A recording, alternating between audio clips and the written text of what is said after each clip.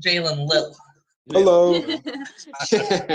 I figured I switched it up. I was like, wait, why haven't I done this in school? Look. Lil. Jalen Lil. Jalen Lil. Hey, look at that dog. Oh, he's good. Doggy. That That dog. dog. That That dog. dog. Look at that dog. Hi, Tessa. Hi, Amari. Hi, Tessa. Hey, Tim Clearing. Hi, Tim. Hey, Hey, Tim. Hi, Hey, Dad. Hey, Tim. Do you miss shirt. Riley? Yes, you do. You can say it. You do. Hey, Matt. Hi, Your boy, Matt. Matt. So nice Hey, to see your Matt. face. Hi. Hello. You look older. You do. A bit. He does. You look so much older than the last time I saw you. Yeah, just a little bit. Just a little bit. Oh my gosh. You might be older since the last year. I That think is so. true. Just a little bit. Just a little bit. Hey, Oh, DeMarco. I saw your chat in, or I saw you put your in the chat. Hey, Amari. Hey, Cedric. We'll give it just another couple minutes. I sent a reminder email out to those who had registered. Just, hey, don't forget, we're here and we hope you join us. I appreciated it. I didn't have to look for it so hard. Yeah, I was like, yeah, we should send this out. So I'm going to try to get in the habit of doing that the day of, maybe earlier in the day, or 5 o'clock works. I don't know. So when I thought about it, I was like, oh my gosh, I haven't sent a reminder out. So we still have a couple people joining in. So we just want to give them time and also see all your beautiful faces and say hi and connect. Because I feel like it's been a while since we've all. Yeah.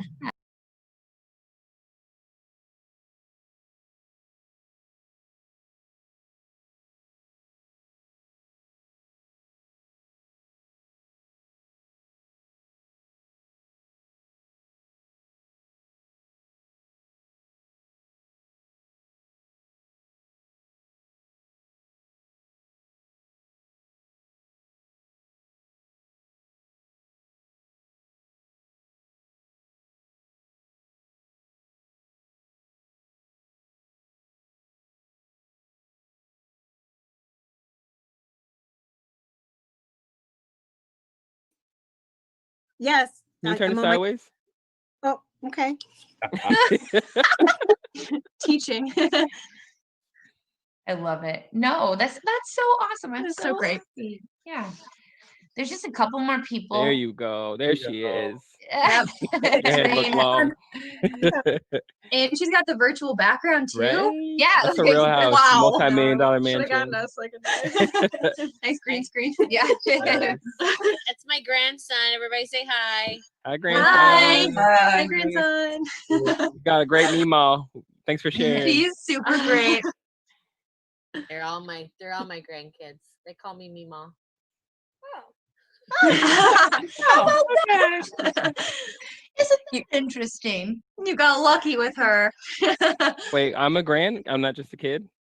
Well, I mean, it depends on what you want to be, but I thought the mall and mall was mall. how old are you, Cedric? You don't have to do that. Black don't crack. Tanya, I don't know that you're old enough to be my mom. That's so what we're saying, but we're not gonna tell our age. Well, his mom is We're not 31. kids no more. I'm 31, so maybe.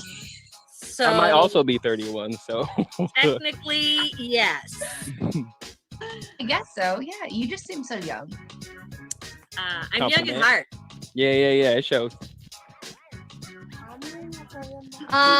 All right, well, it's 5 minutes after 7, so I want to be mindful of everyone's time, and we do have a lot of content to get through tonight from our wonderful presenters. I said I wouldn't do an opening, but I just can't ever shut.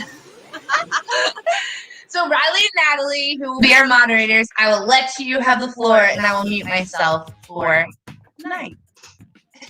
Okay. Hi, everyone. I'm Natalie, and I'm one of the prevention program coordinators at IBH. Hello, I'm Riley. I'm another prevention program coordinator at IBH.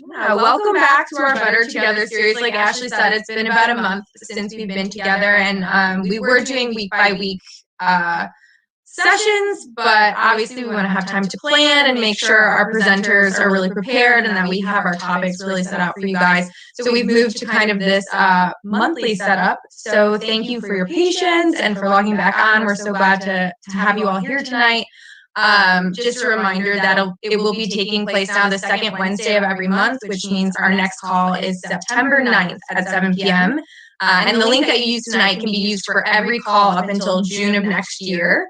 So if you missed a couple episodes or you want to get on all of them, it's all going to be the same link.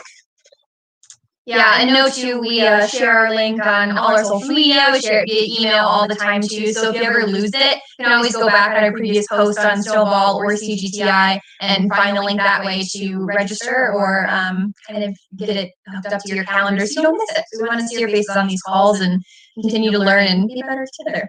But today's session is going to feature a really awesome group of panel speakers, and the discussion is going to be talking about allyship and talking about concrete steps that we can actually take to continue to be better allies for those marginalized communities, whether that be via social media, protesting, or any other different types of support. And we're really excited to welcome our three speakers today. So we have Brandon, Hannah, and Cedric. And I'm just going to pass it over to them one by one so they can do an individual introduction so you kind of know where they're coming from and who they are. So Brandon, if you want to go ahead and start and introduce yourself first. Yeah, hello, I'm Brandon Moran. I currently work for IBH and I'm the communications coordinator. Thanks, Brandon. Snaps to you. Hannah, do you want to go ahead and introduce yourself? Hi, guys. I'm Hannah. I am the co-chair for Operation Snowball's Youth Advocate Committee, and I'm a rising senior at New Trier Township High School. Thanks, Hannah. Excited to have you on our panel today. So excited. And then our last panelist, Cedric.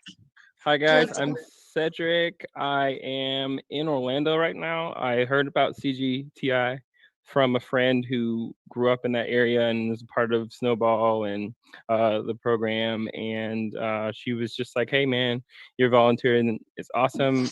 You should come up and check CGTI out. So I have for the last 2 years, and I am an activity coordinator with camp now, and super like thrilled and excited for just being able to have good times and good vibes with everybody. Grateful to be a panelist on Better Together. And Yes. yeah. Snaps. Yeah, these three have a lot of experience in both our prevention programs and mental health advocacy and protesting. And I really hope that today's conversation is going to give us a big opportunity to learn a lot from each other and from our panelists as well, too. So I'm super excited, but to go ahead and throw it over to Natalie to let us get started. Right. And just before we do start, we do want to remind you all that we do record each session. So if you ever miss one, you can email us and we will send it to you. Or if you have friends who can't get on tonight, but you know that they're interested, you can let them know that they can email us and we will send it to them. Or if you just want to watch it again and you want to take notes, maybe you forgot something, feel free to just reach out. But we're just going to start with the basics. Our first question is for Brandon. So Brandon, what makes a good ally? What do good allies do?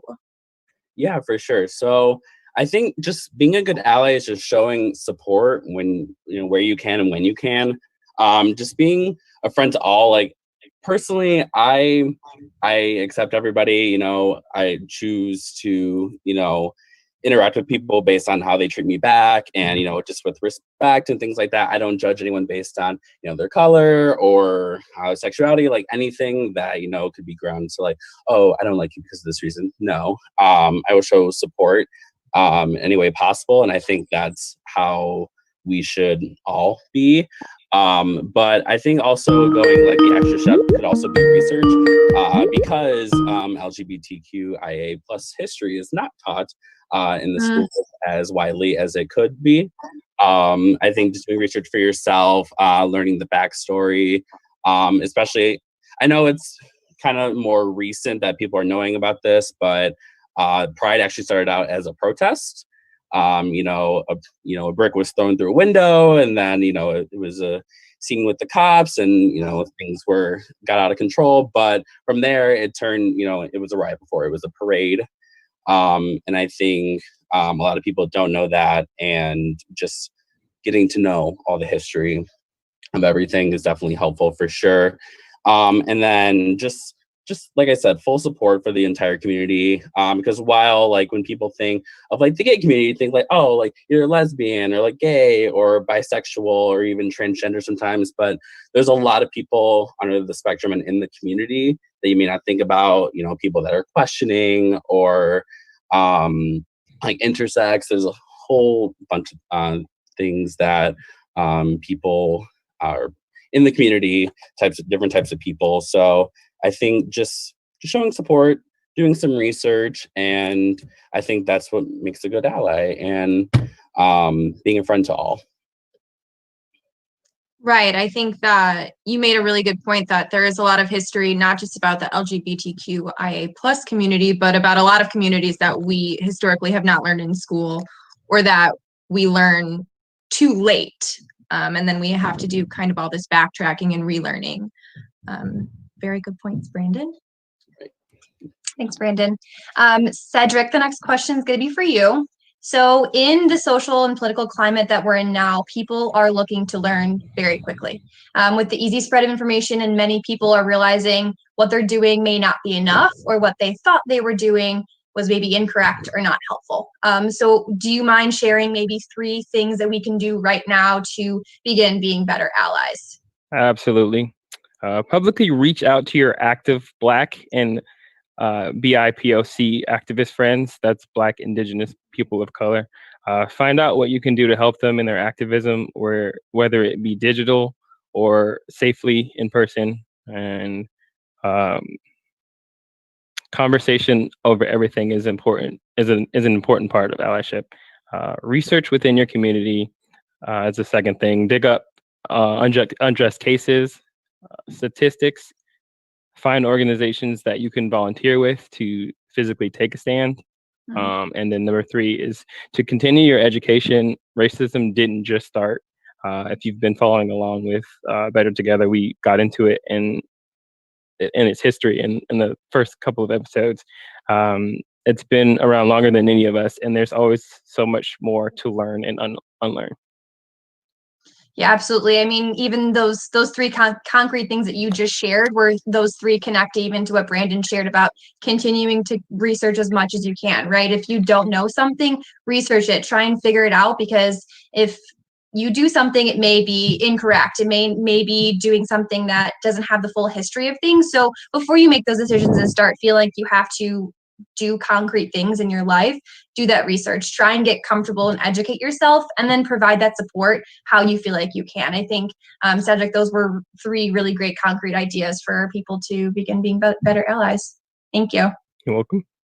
All right. So I'm going to have Hannah and Brandon both answer this next question. We're going to start with Hannah. But I think when we talk about allyship, it's important to talk about the impact and the purpose of what we're doing. Something we really emphasize at CGTI and OS all the time is the why. Why do we gather? Why do we make action plans? Why do we, do the things that we do? And I think when we think about the why of allyship, sometimes we have to talk about performative allyship. So Hannah, can you talk a little bit about what that is and how we can avoid it? Yeah, of course. So performative allyship is exactly what the name suggests. It's a performance. And so it's also known as slacktivism, and the United Nations defines it as when people are willing to perform a relatively costless token display of support for a social cause, but not necessarily have the willingness to devote a significant effort to meaningful change.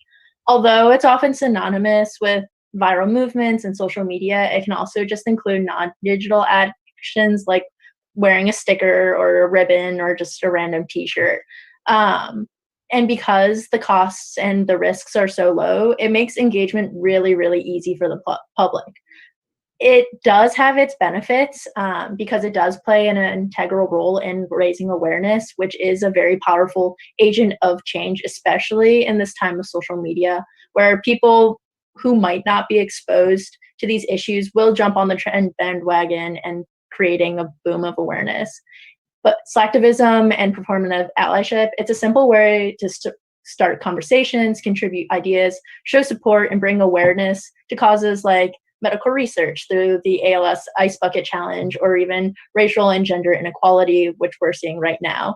But unfortunately, the issue arises when reposting and retweeting were just seen as easy substitutes to actual activism. And that results in absolutely no change. Like, look at 2014's hashtag Bring Back Our Girls, where millions of people posted on social media and retweeted and all that, but there was not enough physical action taken, sorry.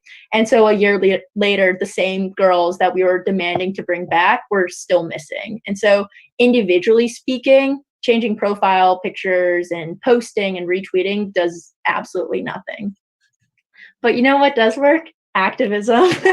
And so UNICEF explained how to create change perfectly in just one simple sentence. And they just said, likes don't save lives, money does. So by donating to funds and support initiatives, but also at the same time, check in with friends, family, partners, colleagues, especially during this time of turbulence. Checking in means more than a lot of people imagine. And so providing support is really important, especially towards the people and the social causes. So yeah. That was a great answer. I agree. I think that we see a lot of hashtags and posts and reshares that become this viral movement that have no follow through, that have no donation link, that have no, here's the concrete step you can take that actually helps the people who are being hurt. Brandon, what do you have to add to this conversation? Yeah, absolutely. Well, it's definitely hard to follow that, but because that was awesome. But I think, yeah, just showing support and just actually taking action. I know that, in years past of, me going to pride parades and things like that, and I still have people like, oh my God, yeah, I'm here for the parade, and like, it's great, like gay people, woo, yeah, everybody in the community and things like that, but they're not really, doing any actions. They're just like, oh, I'm just going to have a good time because all of my friends are going and all that stuff. I'm like, that's great. That's fine. But actually, like, showing support, like, even if it's just, posting on social media, like, I, support LGBT and like just going the extra mile. I think I've seen a lot of people on social media, especially in the most recent months, where they'll say like, oh, like Black Lives Matter, or I'll post this thing on Instagram, and that's my activism. Like, that's it. I've done my part. That's all. And I think, like Hannah said, donating and, actually taking action, is a bigger step than just, oh, I posted this picture on Instagram, so I'm done with my activism. Cool, thanks. So I think it's definitely going the extra step for sure. Yeah, and kind of adding on to that, I think a lot of people underestimate or undermine the power of our government and the power of democracy. So like voting or even reaching out to like your local or regional legislators can really make a difference, or if you're up to it, even running for office one day. So activism obviously requires a lot more effort, but the changes it brings is enormous. So I guess to avoid performative allyship is to really stop performing and start doing. Yep. Right. Awesome answers, you guys. I think Pride is a really great example, especially for those of us who live in the Chicago area, because it is such a huge part of the summer. And I think to a lot of people, it's just an opportunity to dress up and to party and to listen to music and have fun with the crowds. And they forget about, like you said, the point of Stonewall and the trials and tribulations that the community has been through. And I think we can talk about too the black boxes that people shared on Instagram for Black Lives Matter, and whether or not those were followed up with donations to the movement or to other places in the state and throughout the country. So thank you both for those awesome answers. I think just reiterating, Hannah, what you said, right? Activism, effort, being active and not performing. That's huge, right? Knowing that it's not just one thing. You continuously have to show that you're being active and you're supporting these communities. And I think it's a huge component that people are learning to strive away from, and hopefully calls like these and educating themselves can steer them in the right direction. So Cedric, this next question is going to be for you. So as Brandon and Hannah were just talking about performative allyship and how it's seen on social media a lot, it's also seen at protests and things like the Gay Pride Parade, like Brandon was just talking about. But what are 3 things that you want allies who are considering protesting or showing up physically to know? I've never been to Pride to speak on it. I would hope that you guys hear Brandon out when he said what he said. That was great. Yep. But as immensely grateful as I've been to see the turnout at the start of the Black Lives Matter movement compared to now, I'll say number one, keep that energy. Whatever got you to a protest at first, remember that and what you felt there. If you don't feel it was productive, give it another try, because that's so important for numbers and for morale. You have a voice, ensure you're using it while you are there. Number two, erase the protesting is not my thing mentality. Racism isn't your thing. Quarantine wasn't your thing. Broccoli might not be your thing. You won't know until you know. And you have fears or notions, and that's fine, but do the work and the research. Interview your friends who protest, your Black friends, your BIPOC friends, and your allies. Number three is spread the word. Be just as loud on social media as you were in the street protesting, and continue to do so. The protesting conditioning continues online again, especially when the protests and events aren't happening as frequently or every weekend as they are. Yeah, I think that's absolutely true, and we've seen that so much after maybe the protests weren't on social media as much, but they're still occurring, they're still happening, and our communities are still fighting to be treated how they deserve to be treated. And just really honing in on your idea of protesting is not my thing, right? I think it's easy for a lot of people to have those nerves and have those fears, like you were just talking about, but again, back to what Brandon, Hannah, and Cedric have been saying, educate yourself, research, maybe come up with a plan, like Cedric was saying, so that way you have the energy and you feel safe to still go out and support those communities that need that support. So absolutely. Thank you for sharing that, Cedric. Right. So we do have a couple questions in the chat. Cedric, I'm going to give this first one to you. It says, what age should someone start becoming an activist? Just gonna say this loosely, based on what I've seen.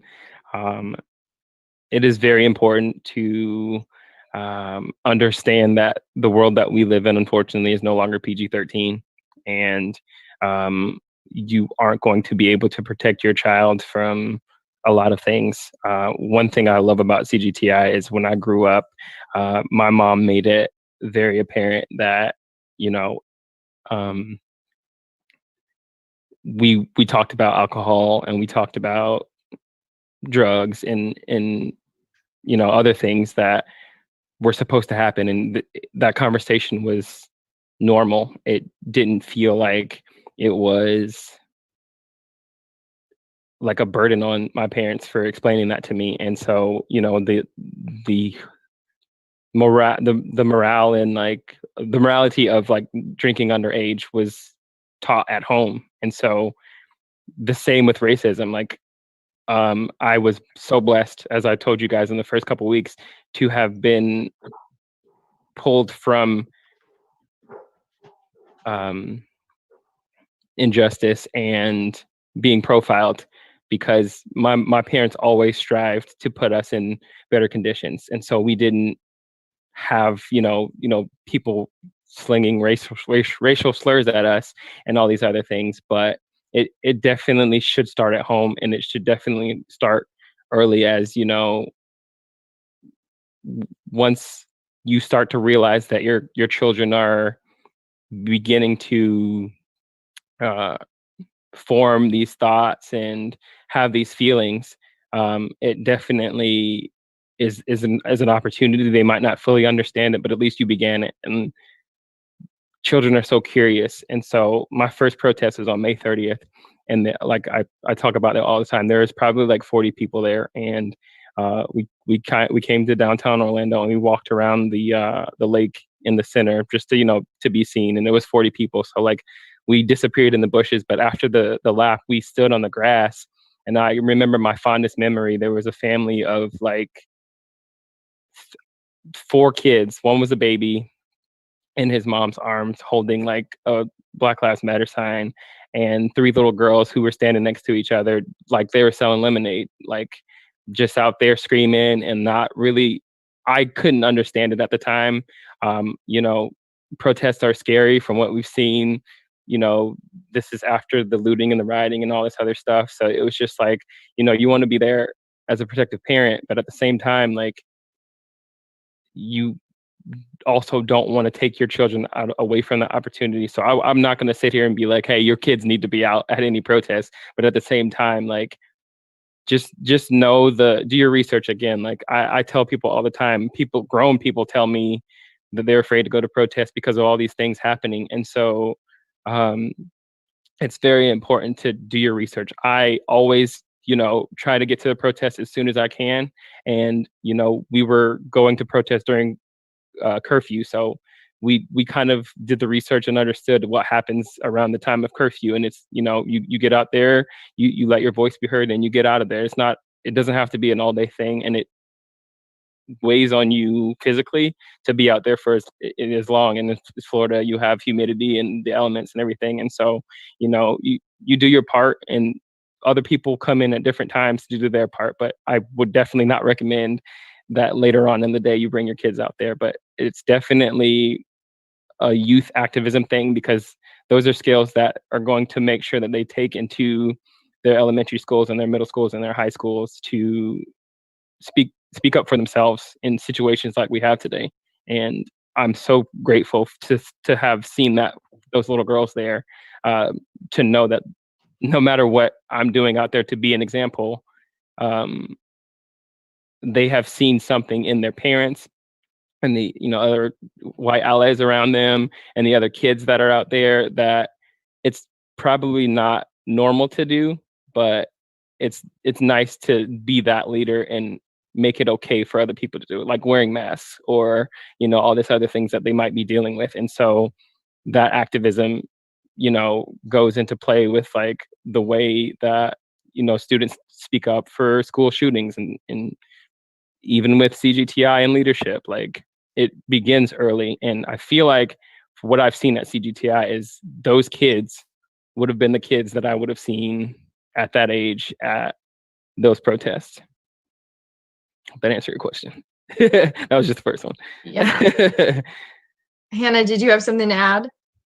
Yeah, I think also I don't think there's a specific age, like Cedric was kind of hinting towards. I to be truly an activist, or to make yourself an activist, I think it's rather your maturity and ability and willingness to self-educate. Because again, especially in this day and age, I'm not even an adult yet, and I still consider myself very young, and I can't even vote. But I do consider myself as an activist, because despite these boundaries and limitations that my age provides, it's my willingness to both recognize, identify, and confront these social issues that are both directly affecting me, my family, and my peers.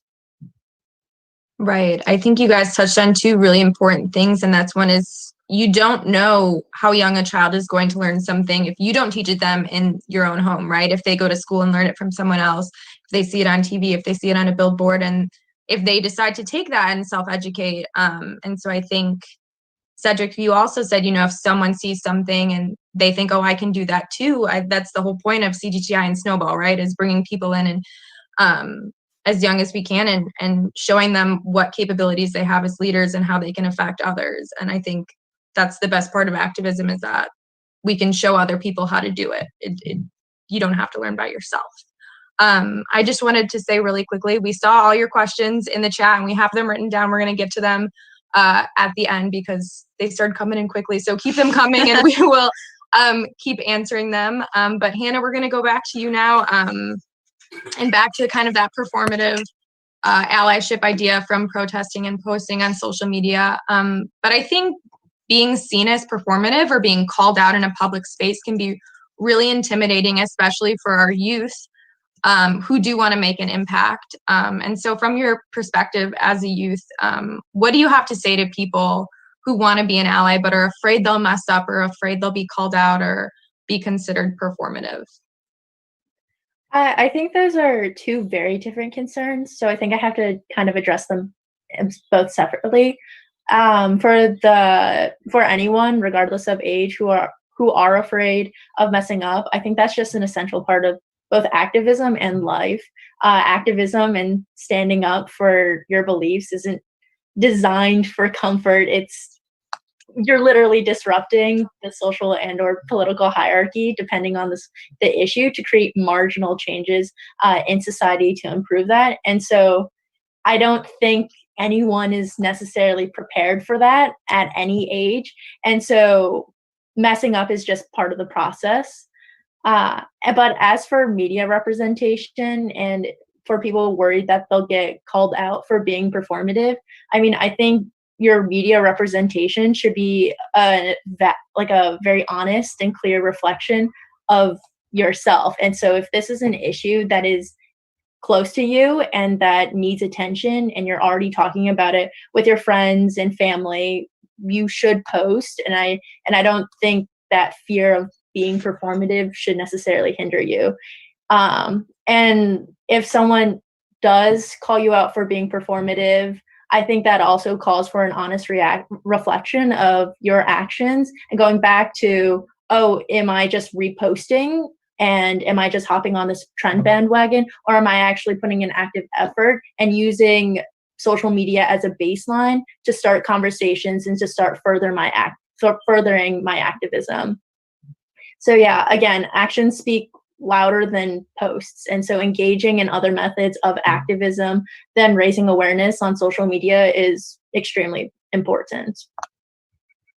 Right. I think that's a really good point, that there is a difference between kind of how you feel about the way you look posting something and just making an honest mistake. So thank you for clarifying that. I think people really need to sit and self-reflect about what their media is representing, both in accordance with social activism and in general, right? I think we put a lot of focus on what kind of full image of myself does this make, and that should be a part of it, is kind of what morals and values and beliefs you do represent.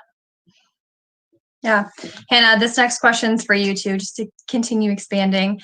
So for those youth, for those even adults who are trying to be allies that are maybe making decisions that are mistakes, right? How do we help teach them? And what do you think is most important for youth to learn now? Well, I think every single time someone makes a mistake, we're very quick to judge them. So suspending our judgments and actually listening to what they have to say, or even listening for a misunderstanding, I think that's really important first. And then second, educating. I think honest conversation and finding a common ground to build off of can really help, because some people just might be ignorant or just not informed. Mm-hmm. What I think the most important thing for both the youth and just anyone of any age is to realize the power of education.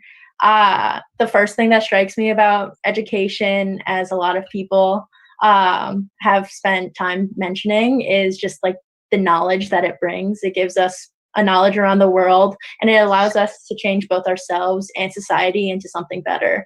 In terms of activism, education gives us an opportunity to build opinions and educated points of views on issues that are directly affecting both us and within our communities. And right now, especially, education is a gift and it holds power. And I think it's important for everyone to realize, if they haven't already.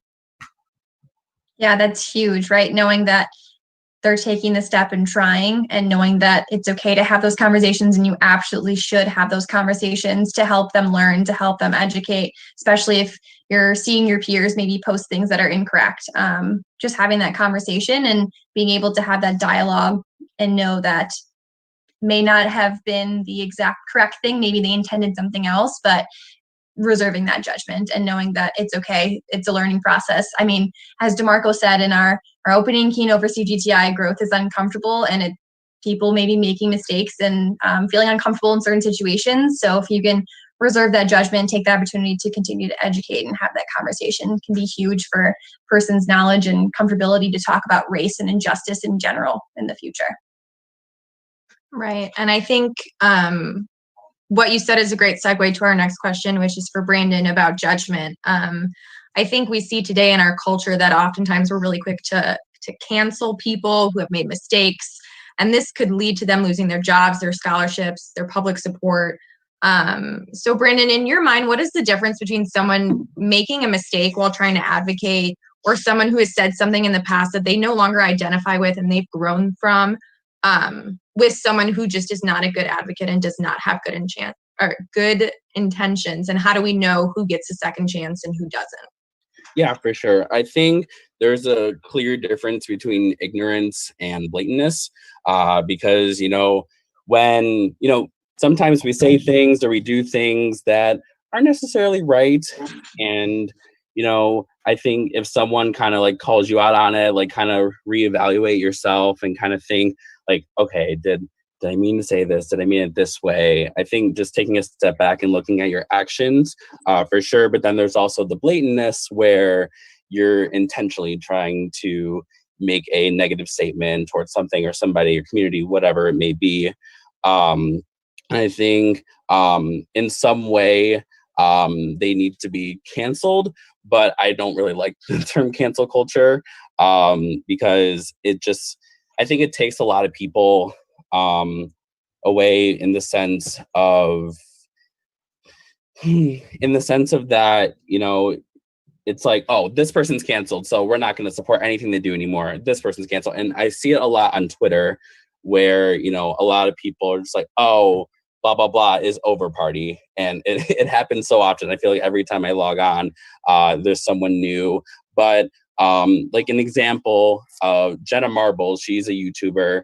I really liked that she kind of owned up to her past mistakes. And she was like, hey, I messed up. This is everything I did.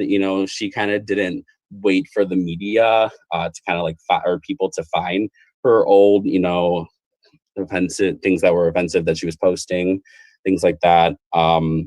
But yeah, she actually like took ownership of it. And I think that says a lot more than someone who's like, oh, like that happened when I was younger. Like I didn't mean it that way, or like I've grown from it. And I think, but even if, it was a mistake, I think just owning it and just making sure that, you're like actually putting in the work, just taking action.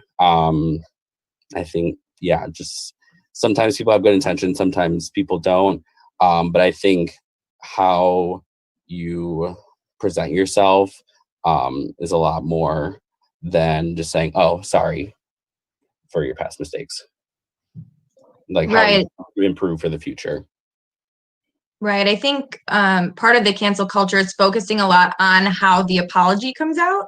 And I think this relates to what we talked about earlier, and actions speak louder than social posts, in that, okay, you've said you've grown and you've changed. How have you grown and how have you changed? What have you done? What have you read? What have you researched? Who have you talked to that can show us that you have changed and that it's not just you trying to cover up so you don't lose your sponsorships or you don't, lose your college, scholarships and things like that, and I think that is a really good point. I think that we have to give people the room to grow, and the room to make up for their mistakes. Like Hannah, you said, we all mess up, we all make mistakes, we can be ignorant, we have a lot of research to do, but I think you're right, Brandon. There is a really big difference between someone who has grown and now needs to, show what they have done and accomplished versus someone who's just blatantly being terrible. Absolutely. I know we've been talking a lot about social media and ways to show up physically, but it's important that we know there are more than just those two options, right? There's more that we can do as allies. So Cedric, this question's for you. What are a few things do you think that we can do besides protest or promote to become and show our allyship? My bad. Can you guys hear me?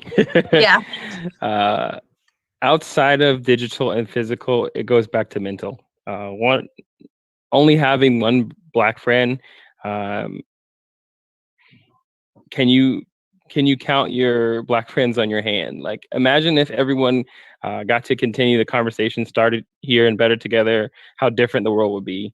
Meet a mutual Black friend. Have a friend mediate. Normalize that. See what your friends don't know about the Black peers in their social circles. Understand and unlearn a lot of things. If that sticks out to you, I might be talking to you, but like, tokenism is a real thing, and it would help to just listen to hear out somebody who is going through this, to help not just be the one asking questions, but to allow them to unload and further understand. Like everything we've said here in conversation form and in question form is allowed you guys to hear, my story personally. And so you can kind of visualize when I ask you to close your eyes and imagine these things, like it goes so far beyond everything that you can do that everybody else is doing. What are you doing in your own personal life? What are you doing in your own personal circles to make Black Lives Matter? Absolutely, that's huge, right? You're talking about that exposure. And if people do not have that exposure, putting yourself in a position to maybe be in a different perspective in a friend group. If you're a friend who normally speaks out a lot, maybe taking that opportunity to not speak as much and ask your friends that are people of color, that are in the Black community, to share, to talk, to give them the space to have the voice and learn from them. I think that's a huge component, and a lot of people don't realize that that can have a big change and a big impact on individuals, friendships, just as a person moving forward and being an ally. I think that's a great component. I'm glad you shared that, Cedric. Thank you. You're welcome. Right. So I think before we get to our final question for our panelists, which we kind of had as a wrap-up question, I think we can address some of the questions we had in the chat. So the first one is, how do you or should you target specific audiences for activism? So does anyone have a thought on that? Hannah. I raised my hand in the digital chat, so they didn't just arbitrarily pick me. This is, but I think, like any marketing ploy, I think there should be a specific audience with your intent, because, like it or not, people are willing to listen to people of more or less of the same age demographic. That's like me going up to somebody who is 2 generations older than I am, and and almost trying to sway their opinion. Whether I like it or not, there's a higher chance that they won't listen than if I were to go up to someone my own age. And so I think you should do that. Depending on how you should do that, I think, again, it very much is dependent on each generation and the age demographic of it. I know for targeting a specific audience for activism in my age group, it's encouraging my friends and my peers who are getting ready to vote in this upcoming election in the fall. That's one method of activism. Or again, and like we talk about activism on social media and how that has a huge presence, and even choosing specific social media sites, for instance, choosing Instagram and Snapchat over Facebook or MySpace for my generation. It's like, I think that question does bring up a really good point in, who should you target? But I think it's also brings up a good point in, how should I target my desired audience? Right. I think you're right. There's definitely some generational gaps in the way we take in information, the way we learn, the way we want to learn and be addressed. And I think we'd be remiss if we didn't acknowledge that exists. It's pretty apparent, and I think it's a huge part. Cedric or Brandon, do you have anything to add? Can you ask the question again? I'm sorry. It was just, how should you target a specific audience, or should you, for your activism? I'm just gonna jump in, Brandon. Hi, my hands up.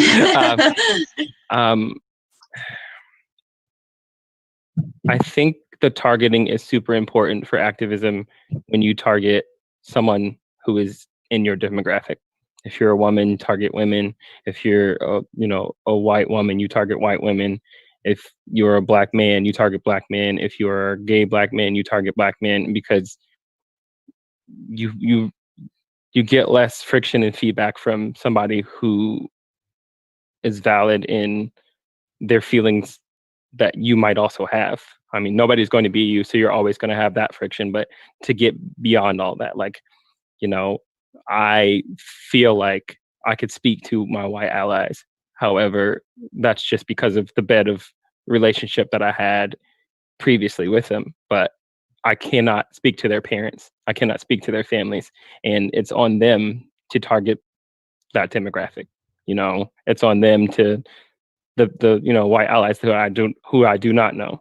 But it's on me to speak to black allies, where, you know, earlier I mentioned protesting is not my thing.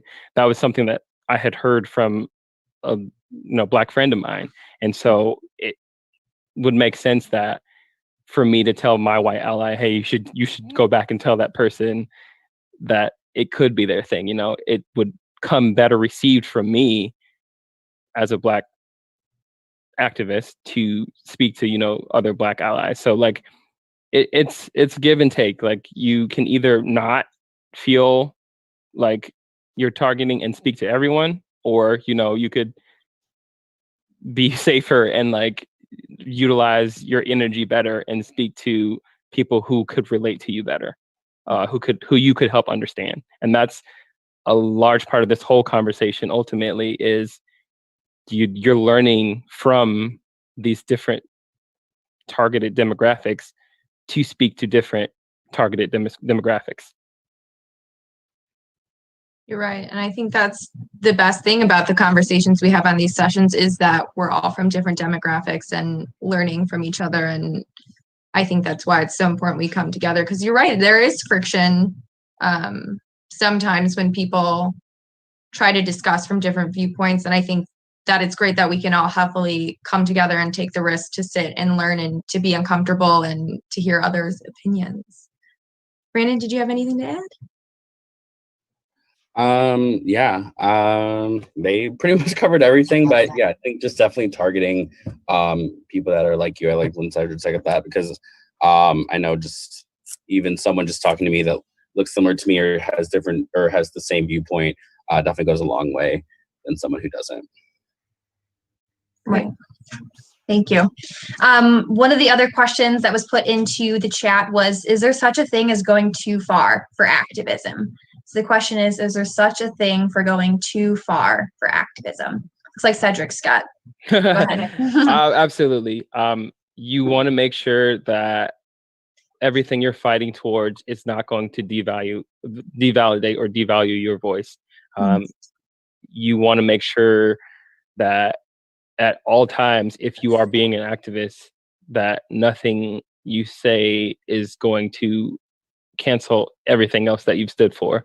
A visual representation of this is my first protest. I had left to go get water with one of my allies, or a number of my allies, and you know, there was a good amount of control happening in the crowd. And then when I came back, there were a lot more people there, and the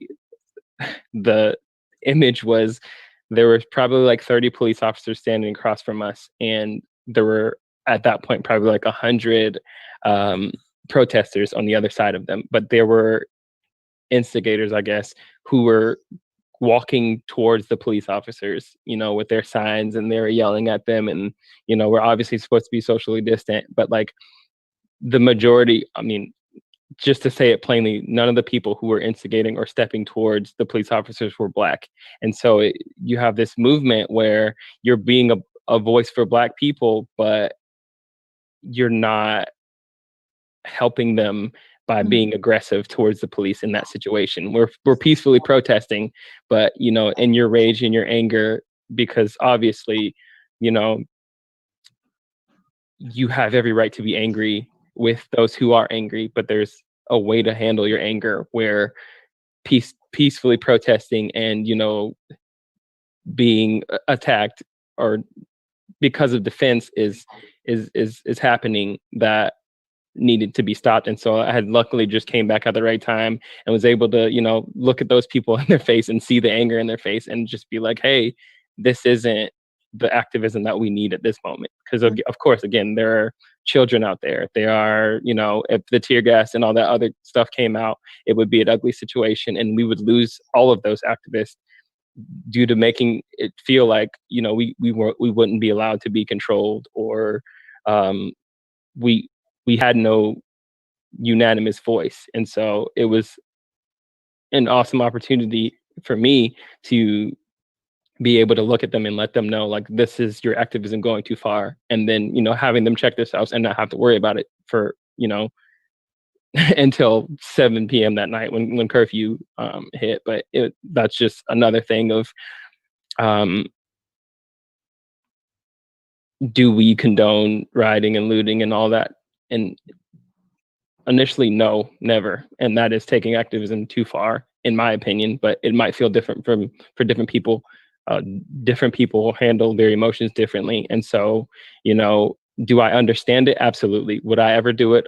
I would, I don't understand the need to gain material things, but I do understand, the statement that is being made from it. So it's a double-edged sword, but at the same time, how far does your activism go? If I became a looter and, that is what I stand for, everything else that I've said up until that point is just canceled out, if that makes sense. Yeah, I think that's a really good explanation and example to explain that maybe allies are trying to make the right decisions and stand in solidarity and support in what's going on, and maybe it be at a protest or on social media, whatever it may be. But if they are making those decisions and potentially making mistakes, right, that we continue to talk about, that you're learning, you have maybe the right intention, but regrouping and knowing that that's a good point. There is a way, and there are times when people have gone too far in their activism, and remembering the main purpose of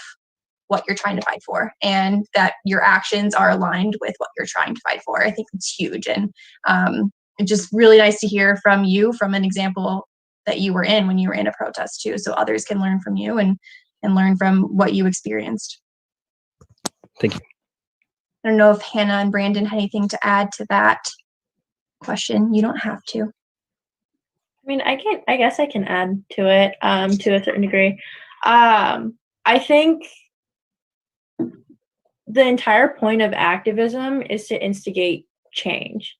And I think when we see rioting, when we see more aggressive and violent actions such as looting that almost derails or clutters or muddles the very clear actions of trying to strive for change, in this case, social justice, I think then that's not necessarily pushing activism too far, but almost like diverting activism. But in terms of the proper method, or I guess the more appropriate methods of activism, so writing to your legislators, voting, maybe starting a political campaign, educating, starting conversations, I don't think that can be pushed too far ever until change is made. Right. And we did just get some more questions in the chat that kind of relate to what you guys are talking about. Cedric, I know you can see them, so if you want to add on, but I'm talking about how do you keep those instigators out of the protests, and how do you keep the focus on that group message? I think deflating is a very great example. Like, you see a balloon and it can only get so big before it explodes. But, the things that you can do to get the air out of that balloon, and the things you can do to basically just like lessen that voice and amplify the other ones. What I've seen at protests is, people are shouting things that don't conform or align with the message. We shout louder to begin with, and then you just have to show that person that in the moment we don't have time to educate you, but this is not the way of doing things. And at the same time, like, the media is going to do what it does to twist it, so you have to become your own media to say that, hey, one of the things I saw recently was a bonfire where Bibles and the flag was being burned at a protest, and it hurt me to watch it, but I just continued to watch just to see how the crowd was going to respond to it. And so there were, social media streamers there who we're definitely recording it, because what do you know? Like, I've seen religious leaders that I know post it immediately the next day, not having seen the whole thing. And to be able to see that there were a large majority of white allies around this bonfire, and that there were two Black allies who came in to confront them and let them know that this is not what we're doing. This is not what this movement is about right now, and you guys should stop. And, you know, did what they could do to stop the fire and just clear the message, because it was a small part of a larger protest, where the larger majority of the protest in Portland was doing what they were supposed to be doing, as far as chanting and protesting. But, you know, at the back, where maybe a larger majority of the media wasn't showing, was this happening. And of course the media could, you know, twist it to a narrative that says that, you know, the Black Lives Matter movement is Marxist, and, you know, all these other negative connotations. And so it's just important as an activist to, like we said, target your audience. If I'm a Black person and I'm telling a white person, this isn't the way that we're protesting right now, and they're not listening to me, then it's on you guys to, you know, to be that ally and that martyr, to say, hey, they're right. You know, we should not be burning Bibles at this Black Lives Matter protest. Or, you know, if you want to do that, do it at your own, you know, your own time. You have a right to protest just like the rest of us. But this is where we have to protect the movement and make sure it continues in the proper direction.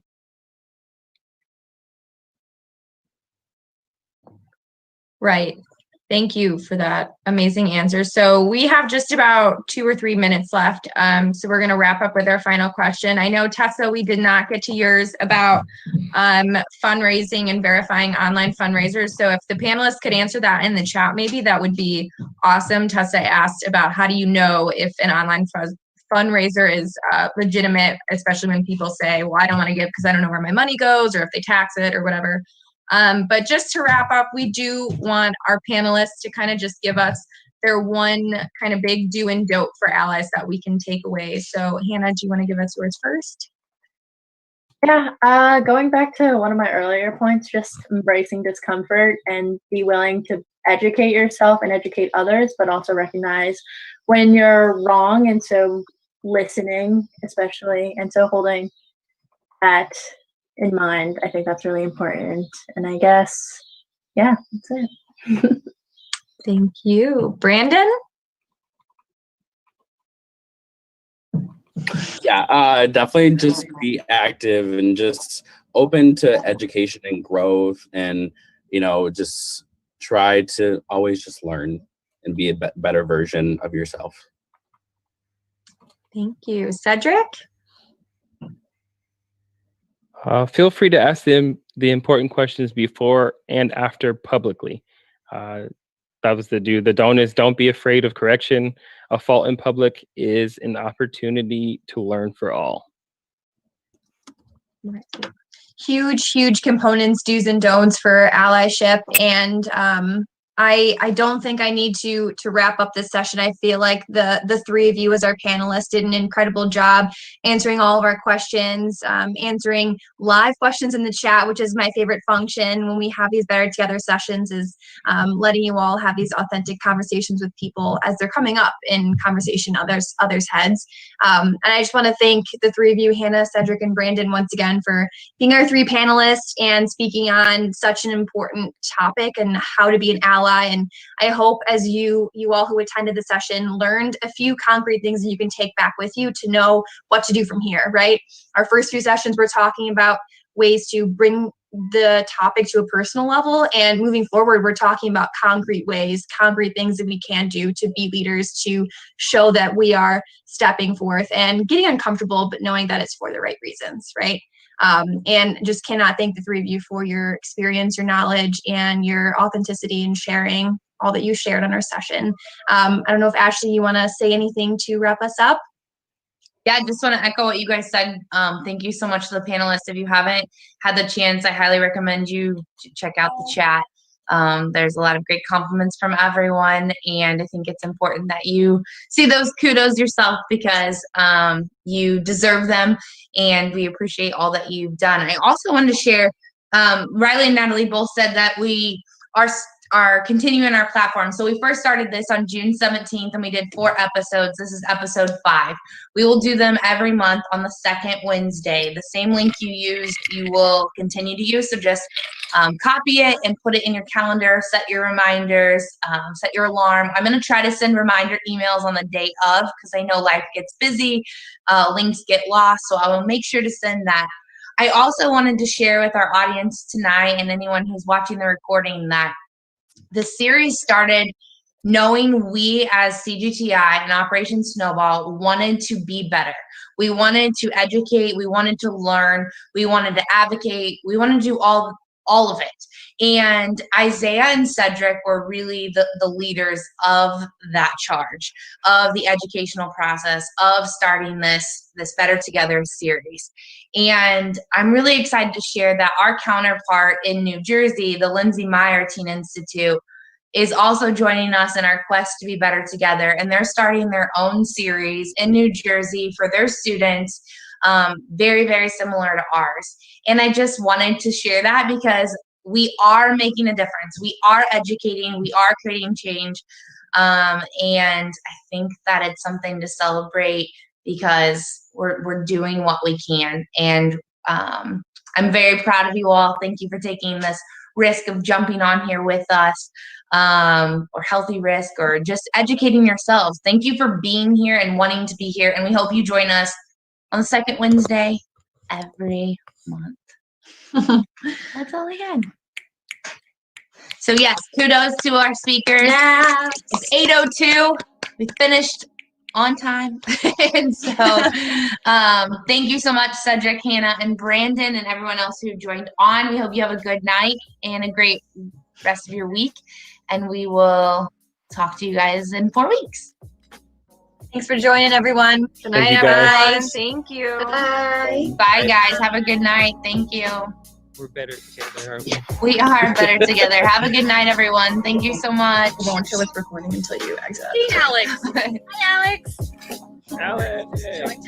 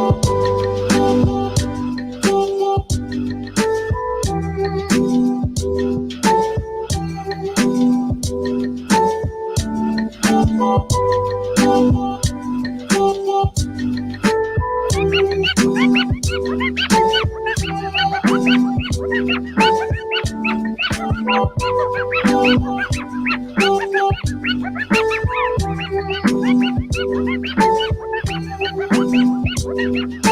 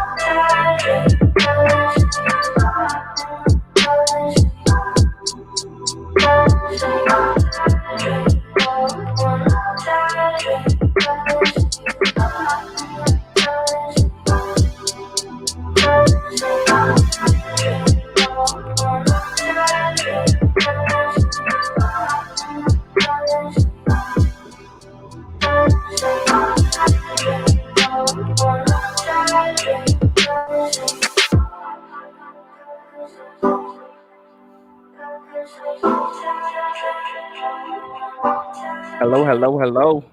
Are we on the air? Who's that? Is that who I think it is? There he is. If it ain't Mr. Hockey now. You looking for me? I'm looking for you. You out here in the galaxy. Guys, welcome back. Thank you all 15 plus of you guys who stuck through for that last hour of Better Together. That was the best conversation I feel like we've had so far. So thank you all for tuning in for that. Thank you everybody who shared. Thank you for everybody who stuck around. We are just going to continue this conversation. I don't know if we'll go to midnight or what have you. Is Brody out here? He's gonna jump in when he can. He had to charge. Okay. Absolutely. Cool. I'm gonna take a bite because I am starving. If y'all saw me chugging water, I was trying to fill my stomach. I think I saw your mom. She said it. Where I'm gonna find it. Yep. Oh yeah, the glass clink. That's why my mom is one of those moms. Like I know y'all have seen them in the Proud Family, Moesha, all that. I'm looking at Chris. Chris, get in here. My bad. Go sit on the couch. Get the clothes off the couch. Go sit on the couch. This is my brother Chris. He's been out at the protests and all this other stuff. I have him mic'd up because he has an interview at some point. But look at that little split screen. That's nice. It worked that way. Mom said, "I miss you, Brian." Thank you everybody for being here. Wow. I've really been working hard to get us to this point in conversation. And so I have a very delightful treat for you guys tonight. We got a lot of interviews tonight. You're going to see a lot of different faces. But I don't want to take up too much of anybody's time. So what's going to happen is I'm going to talk a little bit about everything that we just talked about. I didn't see too many. Hunter said, "Hey, Chris." Are you looking at the chat? You looking at the chat? Yeah. Okay, cool. We can see y'all comments. I have a few people lined up, and I don't want to, it's 9:15, and I told them, generally around 9:30 to 10. When them just tell me they're nervous. You got this, girl. It's just activism. Like It's nervous. It's nerve-wracking. We're charting uncharted territory, the likes that I have not seen in my 31 years of life, as y'all just learned how old I was. And everything is so new. Like your job, new. Going to the grocery store, new. Sending the kids to school, new. Wearing a mask, new. Like we've never done anything like this before. And so what better way to navigate than together? And so I said what I said. What better way to navigate than together? Better together. And ultimately, that is the goal of getting everybody to be better together. Today's episode is so important to me just because we talked about it in our last chat, and I showed you guys the image of the protests here in Orlando. And that is the vision that I caught on to from going to May 30th, having, again, I keep saying 40 people show up because you're looking at one of them, you're looking at another one of them. You're going to see multiple people talk tonight who are there to not just validate me, but to vouch for what I have seen. And then you're going to hear from, I don't know if her schedule changed, but I do have a video recording. Kira, if you listen, I saw that you were on. Let me know. If you have a video, I do have a video, and I'm trying to figure out how to send it because, as I told y'all, as y'all can see, this computer technology, my computer is so slow, Brian. Like I literally had 5 minutes from getting off the call for Better Together to opening up Messenger on this computer, hitting the Streamlabs link, getting through all of that, and it just is just little grandma putting along. I do have a different computer, and I was supposed to like hook all that up, but I just have been tired, y'all. And I just want to say that it is okay to be tired. It is okay to not be okay. And, you know, after tonight, I finally feel energy in my legs. Like I had to call out of work today, and like I really don't even go in for my shifts like that. But there are a few of them that I need to, you know, keep food in my stomach, gas in my car, and like keep it trekking. But last night I just could not sleep at all. And I don't know if it was desperation or just feeling like typically before the protest, like Chris and I, like we don't go to sleep. And so the first protest on May 30th, we made our shirts or whatever. And I was up and probably looked at him and was like, bro, we got 2 hours to go to sleep and we got to get up and get to this protest. And we got there at like 11:45 and there was nobody out there. And it was just like, do we miss it? we prepared and we planned for this. And that whole energy is just since May 30th. I feel like I could not get it back. And so we go out there and we be in that sun for 4 or 5 hours and we come home and we go straight to sleep. And y'all don't know, like a heat nap where you just get home and you pass out in Florida. I know if Illinois and CGTI can't relate, like I've been out there, it get hot out there, but it's not like drainingly hot, like swimming through warm water. Like if you've ever had a jacuzzi big enough to swim through, that is literally what Florida feels like. So you just you unload. And I want to talk to Brody about it because Brody's been out there as much as me and Chris has. And so let me pull him up on the screen. There he is. What's that? Hey, this is the man behind the camera. So every time you see me out here in these streets on Orlando Strong, this is who's holding the camera. And so I just want to give a shout out, man. Like there is a thing about feeling alone as a Black man in the world. It is what I imagine Black women feel like when they feel like the whole world hate them. Black men hate them, white men hate them, jobs hate them, the society hates them, other women hate them. Like with a man, like we're not allowed to have those feelings that they are allowed to emit and let out and like get ignored. And so to feel alone for so long and then I remember the distinctive stream. I did not meet anybody that Brian had put me into contact with, but y'all just came out of the woodwork. And so I'm just like, don't know what James Brody looks like. Don't know if he's Black or if he's white. Y'all got these like Brian and James. And I'm just like, y'all don't know what they're Chris. Like you don't know, they could look like anybody. And so going out there, I'm like, I don't know what to expect. Funny. John, I luckily got the chance to talk to him and we were talking in Facebook Messenger for a little bit. So it was me, Brian and John, and we had talked about this for weeks and weeks and weeks. And then we were like, hey man, let's get this broadcast network going. And they're, they got the broadcast, I got the hosting, and so the graphics and all this other stuff. And so I get out there, and I'm late to this one. This was I want to say the Juneteenth. No, there was one before it where he was doing the drums all day. Oh yeah. Was that Juneteenth? That was Juneteenth. That was Juneteenth.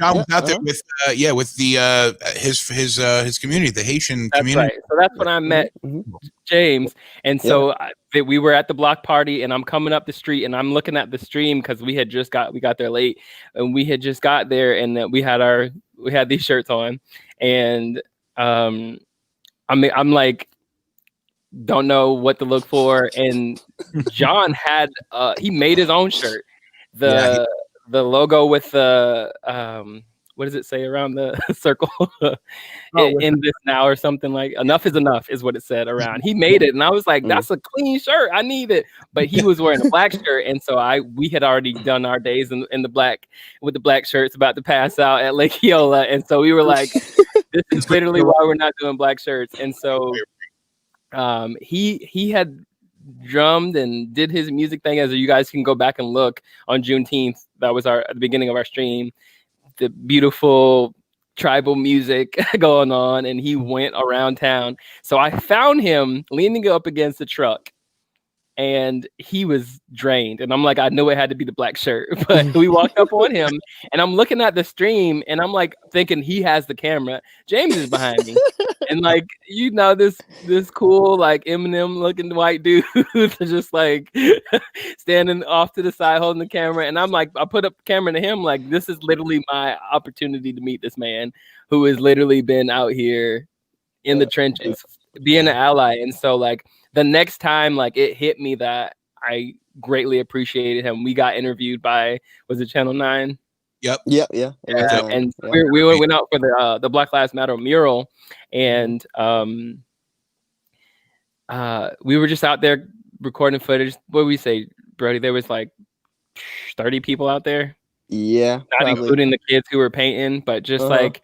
Yeah. He was out there the whole time. He got to listen to the speeches early on and whatnot. But this is probably the hottest day we've been out there, and it was like noon. It was bad. Yeah, it was so bad that our cameras were burning. Like, mine we did not know that. Like, Chris times. had his camera out, and it was just Brody was out there, but his it just overheated, and we would stop recording, and just who would have thought, like, we're in an age of social technology, and like your phone is just, it'll last for 8 days, but what it can't do is stick up to the floor to heat. And so like he's out there and his camera dies, and I'm out there, I'm pulling mine out, and I'm trying to record, and I got all my mic stuffed into my Corona mask, and it's just like Brian's at home like doing production, and it was just like the hottest, like the sun is just like in the city, just sitting on top of buildings, just like, oh, y'all wanted to paint today, here we are. And so Brody's just down there. The news people were like up trying to get high angles. The street was longer than it looked, and so no shot was great, but we were just out there, and they walk up on him and like, hey, can we interview you? And I'm listening to his camera from the network, and I'm like, oh, he about to get interviewed. So what had happened last time was they interviewed and they diced up what they wanted to hear for the media. So I was like, oh, definitely. We had already talked about this. We were ready. We were going to make sure that we recorded the whole interview. So I'm walking up on James, and he's like, you don't got to talk to me. Talk to my man's over here. He passes off to me. And what should he say? Oh, we're gonna talk to him. We want to hear from you.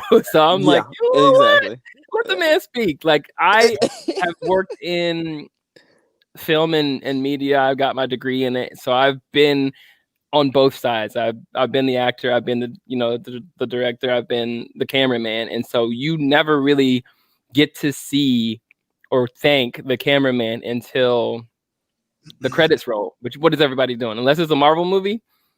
Let me leave my popcorn on my seat, not throw nothing away, and leave. Like, I always stay for the credits, just because like there's so many people that go into the production that don't get that thank you. Like, if you ever like if you're ever at a movie that's not a Marvel movie and you see somebody sitting in the credits, it's probably somebody sitting there looking for their name because like, yeah, it's a thankless job, but they are out there doing the work. And so I just want to take my hat off and put it back on to production. Brody and Brian, man, you guys have been helping me push this movement, and I cannot tell you enough. Like I said earlier, I am tired, but it's y'all that keep me going. Like if I'm looking at, an event and Brody's already out there, I'm just like, I cannot let my allies work harder than me. And that's what tonight is about. So you guys got to hear and listen to Better Together. We built up to that episode. Everything that I said, we wanted to answer the questions that people have. We wanted to address the issues with this movement. And we just wanted to put the heart little things back onto Orlando and see one last time. Like if we're not going to throw away our shot. And if we're giving it all we can, what else could we do beyond getting out in these streets and this 106 degrees feels like and protest? And so me and Brian had always been talking about the virtual protest, and this is it. Like, we missed our mark with everything going on with me and just the network behind the scenes on registering to vote. But now is the time. Now is the push. Barack Obama said it best, and I said it in the post if you guys have seen it. Funny story, when I announced what my political party was, we lost 30 followers. So when I posted, we had 800. I clearly said, hey, I vote Democrat. However, I'm here to listen to all parties, all affiliations. And maybe somebody didn't get to the bottom of the post where I had said that, but it's okay because, we're going to keep moving forward. And I told Brian this.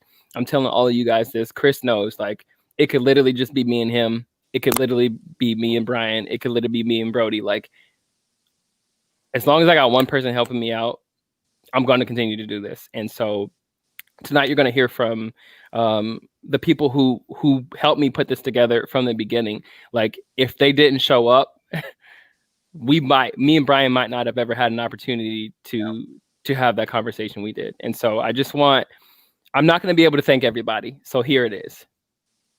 Thank you. You can stop that, you can record it, you can run it back, it's on live, it's said, it's in the atmosphere, and it's what do you say, you're Brian? on the video yourself. There you go. So it's a big screen. So go ahead. You can, Me and Chris. Thank you. On behalf of what started in this living room right here, t-shirts, late nights, airbrushing, and all this other stuff, we just want to say thank you on behalf of just everybody being here. And like I said in the top of the post, individually, it takes you being here to get to 800. It's going to take you being here to get to 80,000. It's going to take you being here to get to 800,000. I don't know how many people are in Orlando, but from what I saw that day when we were out there and the crowd just kept going and going, we can get back to that. And it is so imperative, if you look at the tourist capitals of a nation, that this movement does not get outplayed by Portland in the tourist capital of America. And Portland is going hard. Me and Chris have already talked about looking at flights and, getting out there. But like, it's just so empowering to jump onto one of their streams. I'm not going to try to throw out like everybody's name because that's not right. But I do want to give credit where it's due. Tessa Raven, you guys might have seen me share her post. She is on Portland's stream every night. And that's the activism where she is, what's it called when you can get corona? High risk. Yeah. Okay. And so she's not going to be able to come out here and get in 106 degrees. She has medical issues, but she is doing what she can to spread the message. And that is number one. Do everything that you can to spread the message. And I appreciate, again, every share. It's more than me sharing it. Like Brian asked me the other day if, with my graphics degree, if I felt like it would be meaningful for my time to create these graphics. And I do try, but I have this visual, like, dark cloud over me that just basically says, you have to get outside of your network. And this network, Orlando Strong Broadcast Network, is my way of doing it. I had to get outside of my 17 300 friends. Where, you know, another friend this week told me, I noticed that your reactions went down. I was going from May 30th when the movement started, having 300 responses to I get about an average of 50 or an average of 10. And I know I could tell you off the back of my hand, off the back of my shoulder, who my allies are, who share my posts, every single one of them, and you're going to hear from them tonight. And so I'm not trying to lift somebody up to tear anybody else down at all. I appreciate every last one of my allies, every one of you guys who have shown up to these protests. I'm seeing your names. I'm seeing your faces. Even more so, even the ones who continued to message me after I told everybody to stop messaging me because of the slacktivism and the performative allyship. It was just so taxing. Absolutely, Cheyenne. Quality over quantity. Like always. If you know me, you know I know everybody. There's nothing you can say that won't get back to me in the Orlando entertainment circle. Like if you look at my friends list, you will have at least 50 mutual friends. And if not, we are not friends. And it's just simple like that. Like, and if we are, then that's got to change too. But I cannot say that everybody on my friends list is my friend. And I'm going to say that again. You can make me bigger, Brian. All right, let me do that. 1,700 friends and counting since May 30th is not my friend. You are not my friend if my life is not important to you, if my life does not matter to you. And I'm saying that to you, whoever you are. If you are here right now, I have 13 people on my screen. You are my friend. I appreciate you. And I wanted to know.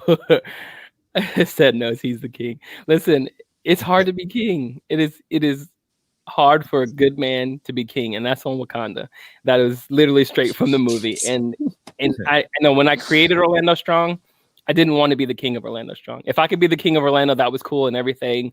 But like some things have shown me that it's not all it's cracked up to be. It is taxing, it is draining, and if anything, you learn that in a movement like this, because when I tell you I had 300 messages, I needed that energy in public.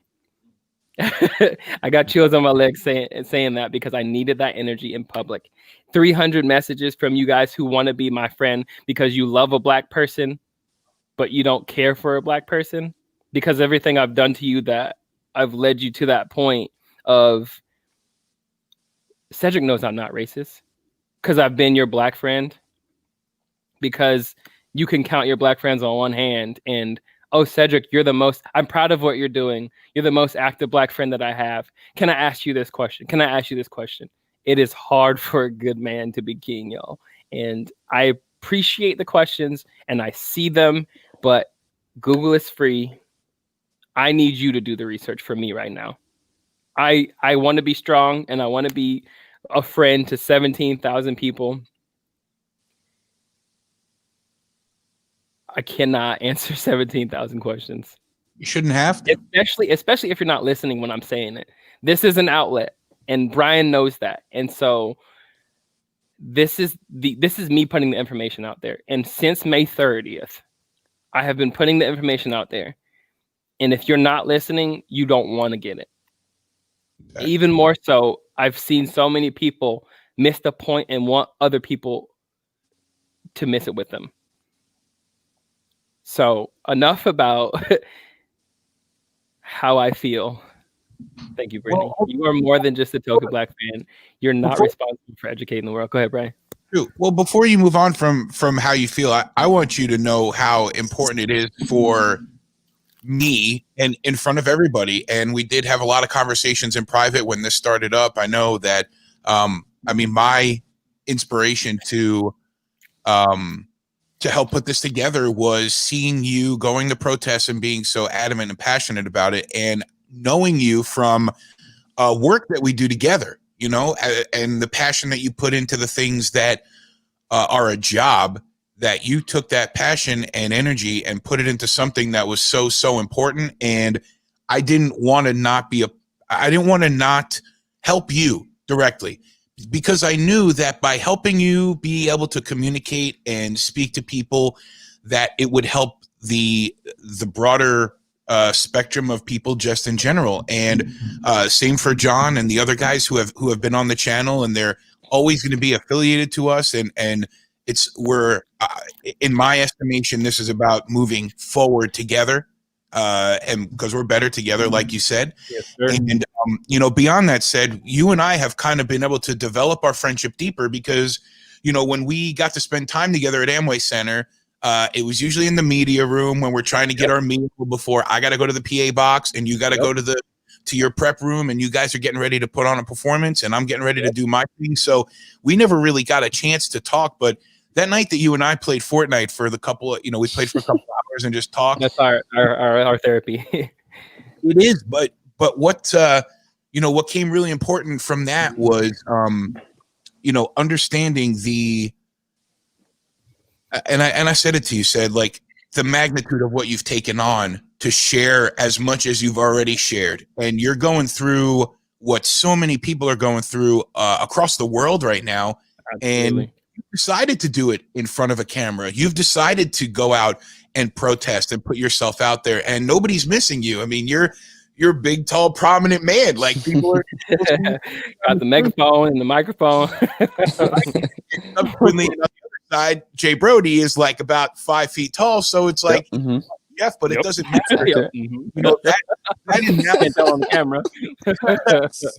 When you were telling the story before about how you guys found each other and linked up, I took a lot of like deeper meaning from that instance. I never really shared it, but sitting here and watching Brody's camera here, watching Cedric's camera here, and they both look like they're kind of in the same area, and then all of a sudden they're in each other's shot.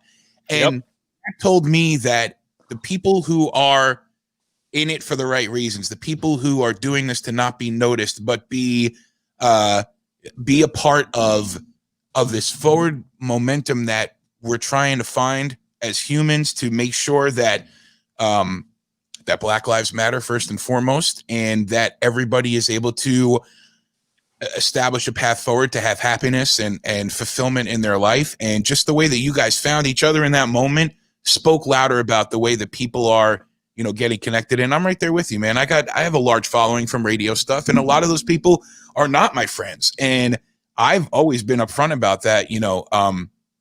I can be friendly and I will be friendly always, but friendship, I need to get something out of friendship. I don't just give that out for free. Absolutely. Because and you learn that going through bad friendships. Absolutely. And learning what people's best interest is, because listen, we're 8 billion people on this planet. We all have interests that are personal to us, and a lot of them overlap each other. And if we can find those overlaps and use that as glue of understanding, because I think what we're finding out right now, Cedric, is that there's a lot of people that you're not going to get through to them, but let's stop worrying about the people we're not going to get through to, and let's start worrying about the people who are closest to us and the people who we can support and support in the name of. So, I mean, I don't know exactly what I'm saying. I've been doing my hockey streams the last couple weeks. You've been a different person. I've always seen the back of your head when you're talking about hockey. I've never seen the front side. And like when we're across you in the arena, I could kind of see you from afar, but like it's nice to get in your grill and see how excited you are about this thing. You're live the other day where you and Elise were just going ham about. I was just like, he's like a little kid. It's been fun, man. And just to spin it back to tonight, there's a game on and I got it over here, but Cedric, I mean, like, with everything I got, like Absolutely. It was never even a question for me, because there's enough, especially in this world we're in right now, where there's not a whole lot of things to be worried about. The things that we are worried about, there's more than enough time. So if I miss a stream game tonight, there's going to be 6 more games in this series. You and OSBN and Brody and everybody that's here, I never even a shadow of a doubt that I would be here for this. And I wanted to be here for this, not just for Orlando Strong, but really, Cedric, for you.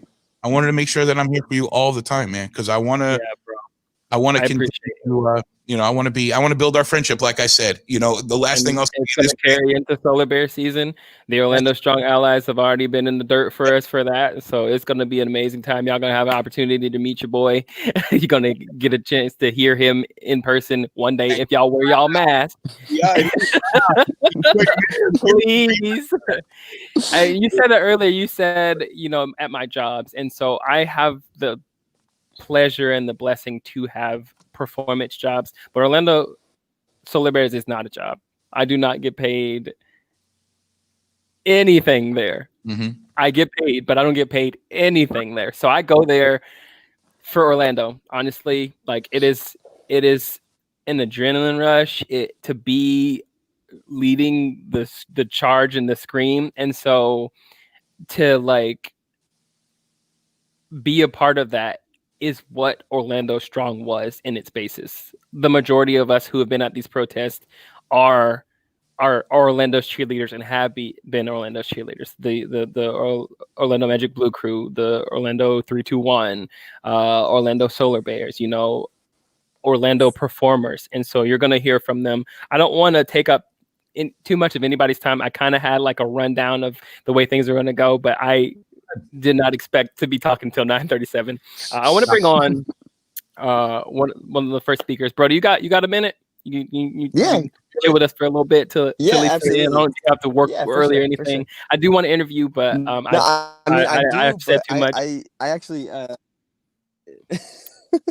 Right. You're good. No, it's cool, funny. cool. I'm usually sleeping by now, but I know. Okay, I know. good. So I'm gonna get my girl on, and I'm gonna interview next. And then if you gotta go, you know where the stream's at. I know you know where to find it. Just so you guys know, before I get into it, one thing that I learned: the CFEA, Central Florida Entertainers Advocacy Forum, that became an advocate, is in partnership with Orlando Strong, and so that's one of the things that I've been posting. It is basically the Black Lives Matter movement as it pertains to Orlando, theater performers, actors, etc. One of the biggest things that I learned is if you don't know blank, grow one. And so one of the best things that Brian has done for this network is grow broadcasters. And so, if you guys aren't going to see Brian, you're going to see Brody. And if you guys don't see Brody, the cycle will continue. Like if we don't have a broadcaster to make this happen, we're going to grow one. And so I just want that mentality to reverberate through everything. Like if you don't know an ally, grow one. If you don't know a Black friend, grow one. If you don't, have a right hand man on your left side, grow one. Like, like you need to get somebody in your pocket, in your pocket. Like when I say pocket, I mean the people that you're going to hear from tonight are those people in my pocket. And I hate the fact that I don't hate it. I don't want y'all to come for them and try to have them in your pocket too. They mine. And so get your own allies. It's at least 800 Orlando Strong allies. And so I'm rocking. I'm the king, so I get to have like 10 of them. Okay. And everybody you see on this screen right now is 4, 5, 6, 7 that you're gonna see later on. Get your own allies. But like our Orlando Strong allies are out here, and we out here in the trenches for it. So like, can I just say real quick before I get Kim on here? That's her name. She nervous, so I'm trying to like let her get a chance to like breathe. She's doing some breathing exercises. she's in the. Yep, she's ready to go. Okay. Before you bring her on though, I just want to say this. What I said during Better Together was very important. I'm not okay, and that's okay.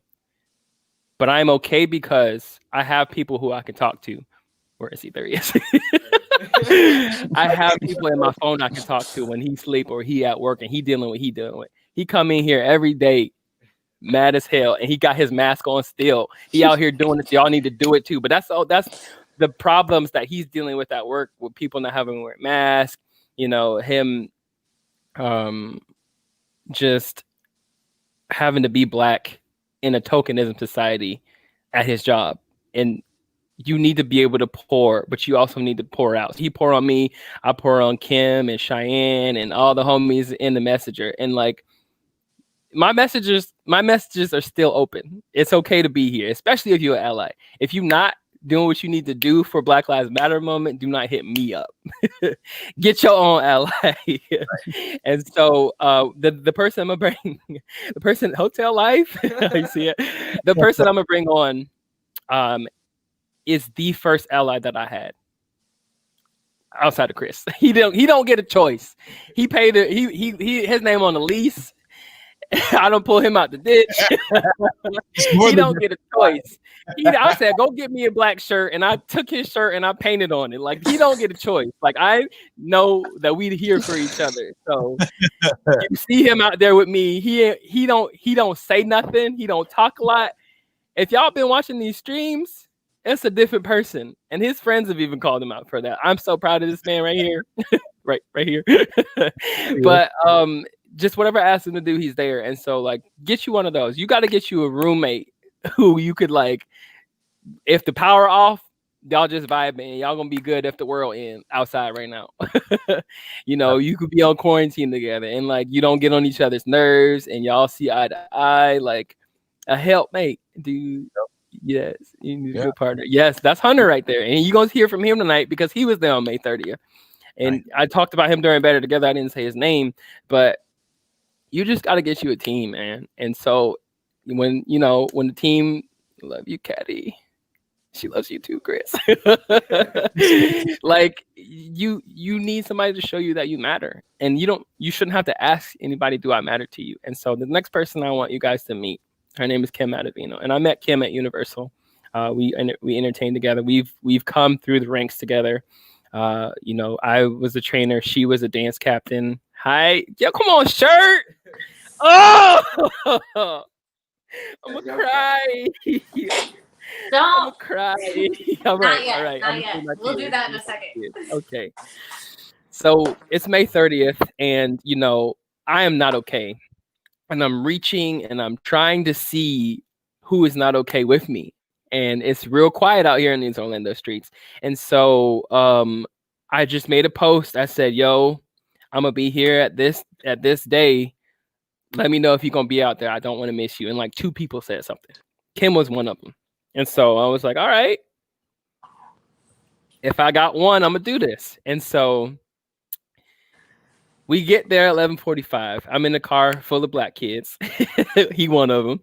And we get out there and we're walking around Lake Eola. We don't see nobody. What we expected to see was the image that I showed you guys of the tens of thousands of how many people they were from the top down. A helicopter view is what we thought we was going to walk into. Because this is Orlando, of course. This is the tourist capital of America. This is where everybody want to come during the quarantine and not wear a mask, So we out here and I'm just like, okay, did we miss it? Are we early? There's different things happening. What happened was there was a protest about to happen and the police were supposed to escort the protest, but you can't do that in this society right now with police brutality and defunding the police, and it's just not making sense. So we get out there, we walking around, and it's just me, Chris, MJ, Ortega, and how do you say her name? She got a very exotic name, Celie. I don't know her last name, but MJ picked her up, and like we were just being homies. So we walking around. Tiffany Haddish was out there. She was a park on the ATV, and she's like, oh, y'all look cool, let me get a picture with y'all. And I'm like, okay, but have you seen anybody who looked like us? And she's like, nah, not really. It's some people over there though. And so Kim was over there, and so I didn't know, but I was like, okay, I don't see them yet. So I'm walking, we get to the front of Lake Eola where you've seen the majority of the protests, where the Black Lives Matter mural is right now. And I get out there and it's like 35, 40 people on the grass out there. And I'm just like, okay. And so MJ starts crying. And so I said all this in the Orlando Strong Manifest. He's seen that I can say what I want to say. So this is literally where it became. And I'm just like, I feel it immediately. I know what's going on in his head. We're in the car driving there, and he's telling me all of our black friends, our token black friends. When I say that, I mean everybody at Universal who's black knows everybody at Universal who is black. And if we don't, we know each other mutually. And so we're just like, okay, we're out here in Orlando. We made this statement that this is us. and the majority of them are the cheerleaders of Orlando, you know. And so I'm expecting to see the homies out here, not one of them except for Kim, Eleni, and Narada. And I'm like, you know what? I'm not going to go home. They're not going home. They could have packed up and they could have left. But they showed up, so we going to show up. And, you know, in my mind at that moment, I wasn't thinking, how long do I need to be out here today? It's hot, 106 degrees. We got black shirts on. Like, if y'all could just look at some of the clips from in the past, I had the shorts I'm wearing right now. They're brown. The sweat off of my back just gave me like this nice thong. And it was, nobody told me because we was out there, no justice, no peace. But it was just like, this is what we're doing. And so, you know, we hunkered down. We had our signs. Kim has these cool like backpacks that open up like insulated lunchbox. She had water ready. And I'm like, I didn't even think, but we had brought ice and we had everything in the cooler in the trunk. But I was like, I don't want to bring it out and be a mile away and then have to drag all that stuff. That's what happened. But I get out there and Kim is out there and like, we're like, okay, Orlando, it's early. We don't know what's going on, but you know what we finna do? No justice. And I still hear Kim's voice in every video that I watch. Clearly has to be the loudest person out of the 40 people that were out there. Kim, tell us how this journey has gone for you since that day. Like what, getting out of your car that day, tell us what happened. So, sorry, my dog. Oh, she quick, y'all. My dog just almost took out the camera. We're good. I saw that. You got it though. Come on, catch. We got it. So my morning had been spent at this dance studio with the kids. Actually, we had company auditions that morning, and the studio owner was like, "Well, we have a lot of kids. We have an extra group." And I remember the first thing I said to her was, "No," and she was like, "Excuse me?" And I was like, "I can't stay for an extra group. I have somewhere to be immediately." And she was just kind of like, "Okay, no worries, no worries." So I rolled up, ready to scream. I know most people who know me from Universal, and only Universal, don't often see my emotional side other than screaming. She's strong. That's all the only she's gonna get. However, that side of me stems from a lot of like passion and probably a little bit of suppressed rage. But a little bit. In the days leading up to that, I had reached out to you via Messenger, and you had expressed to me how tired you were. And it hit like deep, and I cried for days leading up to this, just knowing that whatever it was we were about to do, we were doing it, and I wasn't questioning, commenting, or being concerned. That's what we need. Let me just stop you real quick. And can you repeat that again? Just want you to run that back. I said I didn't know, all of what we were going to do, but I knew I was there for it. No questions, comments, concerns.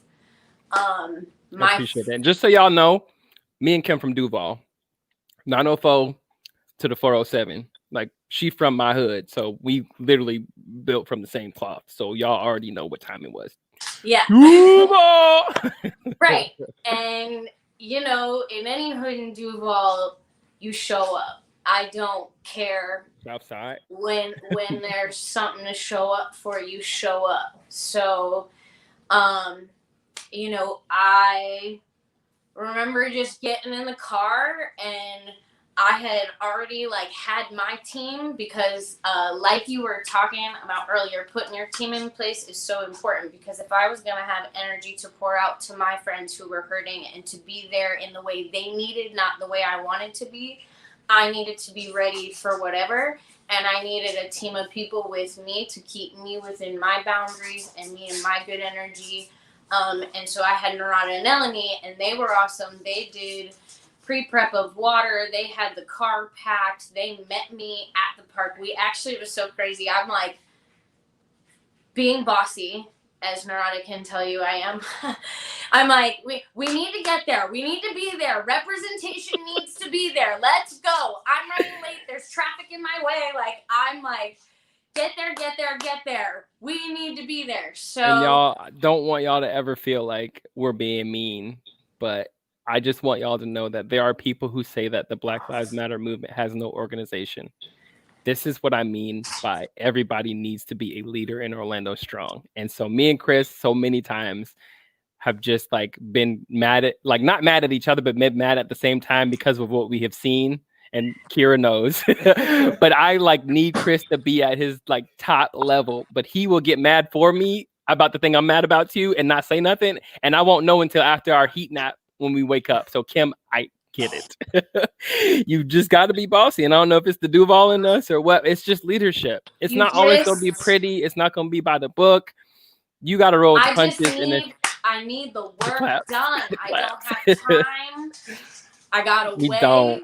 It's today. It's right now. We're doing it. Get in the car. The bus is leaving. So what happened was we pull up same time. I mean, both Kia Souls, Narada and Eleni in the water pull up. I pull up. We're right there by everyone. And I had for a moment felt a little bit the same way. I got out of my car. I'm in overalls and like layers, like a Wasn't it black overalls? I'm pretty sure it's black overalls. Oh, black silk. Black silk overalls. Like down to her ankles, y'all. Like, what were we thinking? I don't. It's fine, but you know, I was thinking I dance in denim overalls on concrete for a right. So right, silk black ones. Come on, inside of things that we probably shouldn't be inside of in the Florida heat for years. So we said.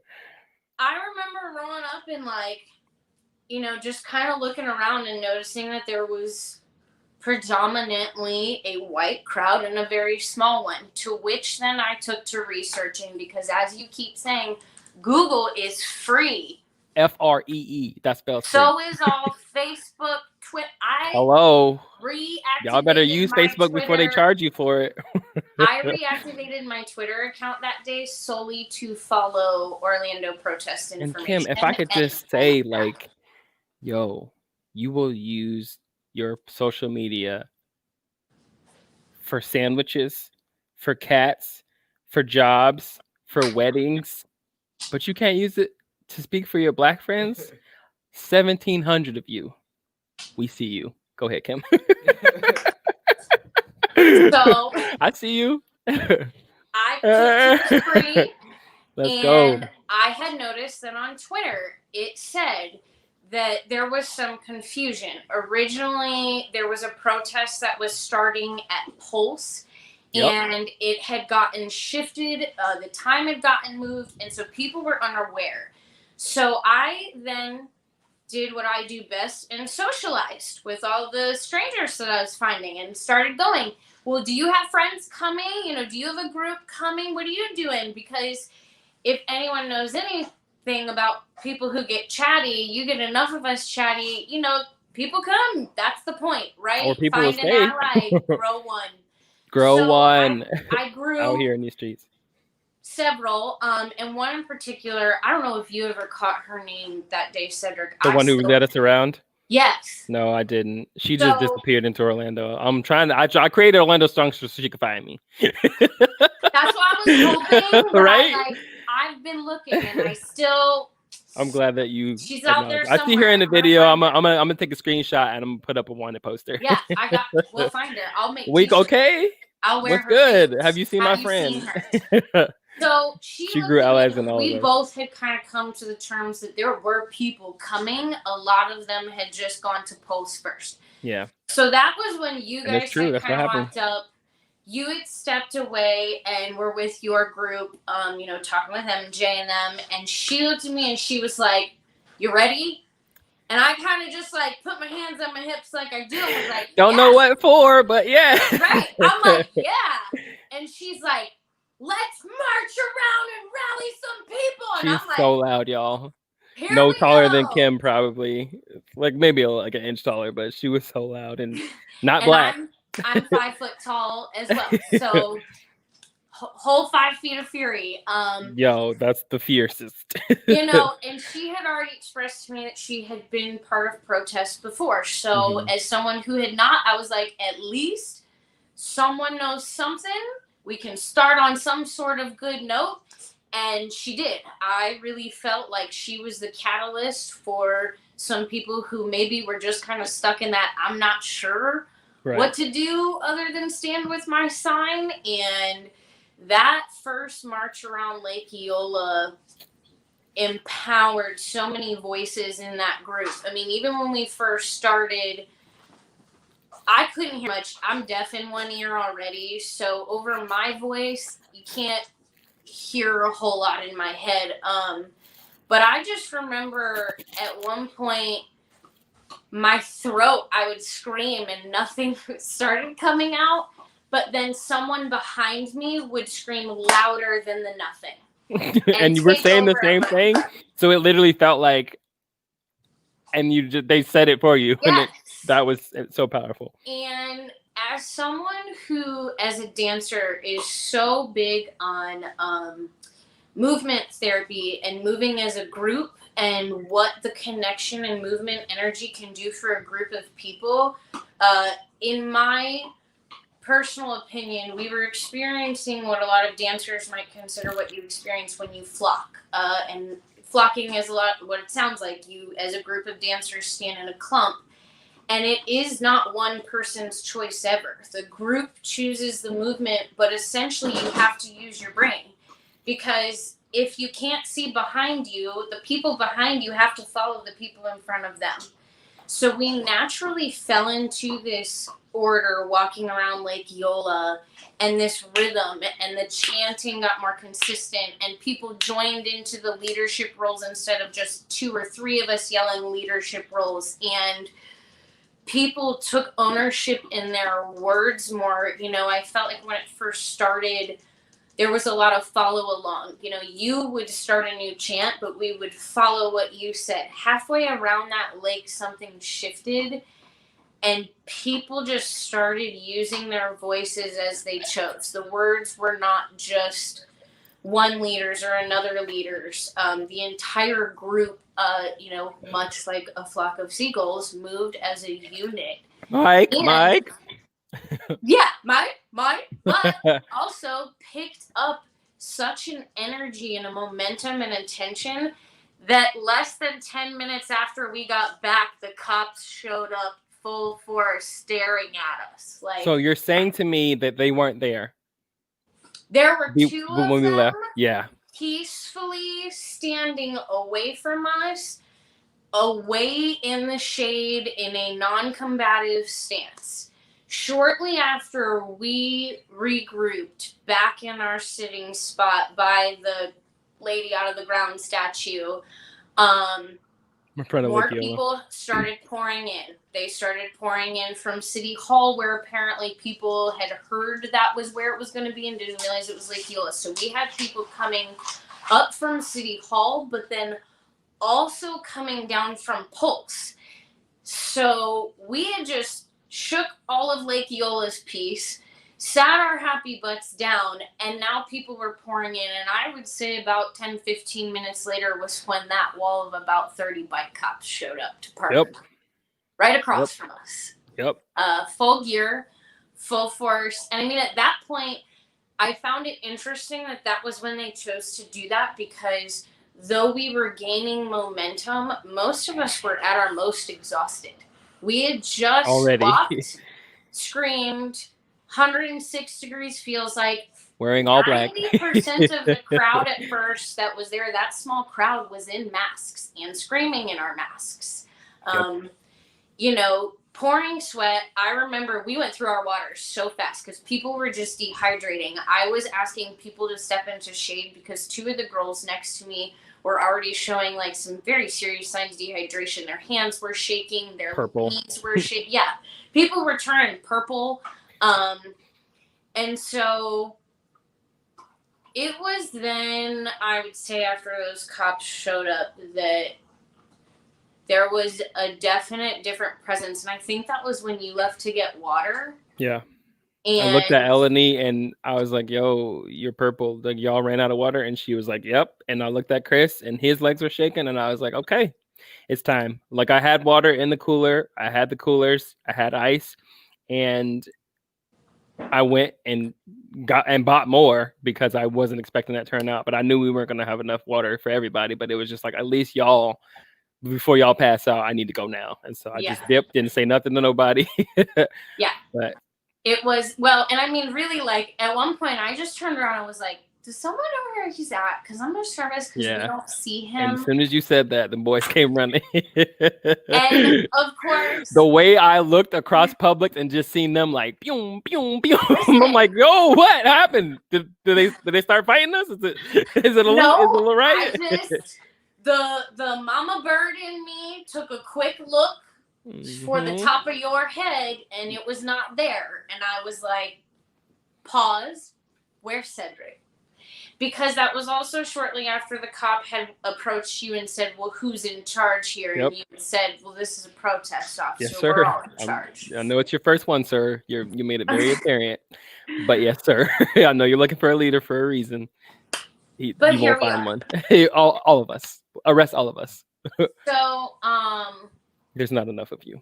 you know, one of the things that really infuriated me, besides the wall that showed up, the demeanor, the energy that was brought to us when we were at our most exhausted and gaining momentum just to be able to stand there in our emotions, the energy that was brought to us was unnecessary and unfair, is how I feel about it. And I had already been piqued because several groups of people had stopped to film and then keep walking with their $5 coffee. Yep.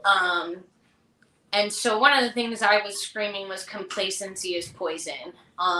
You know, it was really infuriating to watch that kind of thing. The people show up, you know, and like you said, it's all for show. They don't really know what you're doing there. They're not really interested in what you're doing there. They're not really interested. It doesn't affect them. Right. You're just a video for them to post to make themselves relevant. And I'm going to tell you something about your newsfeed, and just for everyone out there for a moment, your newsfeed is your new library since we don't read anymore. What are you reading? Just wondering. Y'all don't read long posts. You want a cute little picture that you can just keep scrolling real quick. And these long posts, like, that's you'll spend 8 hours on Netflix, but you're not going to spend 15 minutes reading and getting educated. But educate me. I did, but you missed it, and you didn't. You wanted me to break it up and have a conversation with you, let you respond, and all that other stuff. I was just like trying to tell you, but you missed it, and you want people to miss it with you. Yeah, and you don't have to unfriend. There's a great button called unfollow.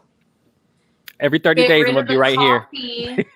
Get rid of the pictures of coffee and fill it with following things. I mean, anyone who would like a list of things to follow, I have made a personal list for myself that I've been compiling to share with my people who have asked, to share with some of the parents at the studio I teach at who have asked, and to also help my best friend teach her open studies literature class, which is on activism and rhetoric and activism in the arts. So, you know, it's a great thing to do that for yourself. Sorry to deter us off topic a little bit. You good, girl. Plug that.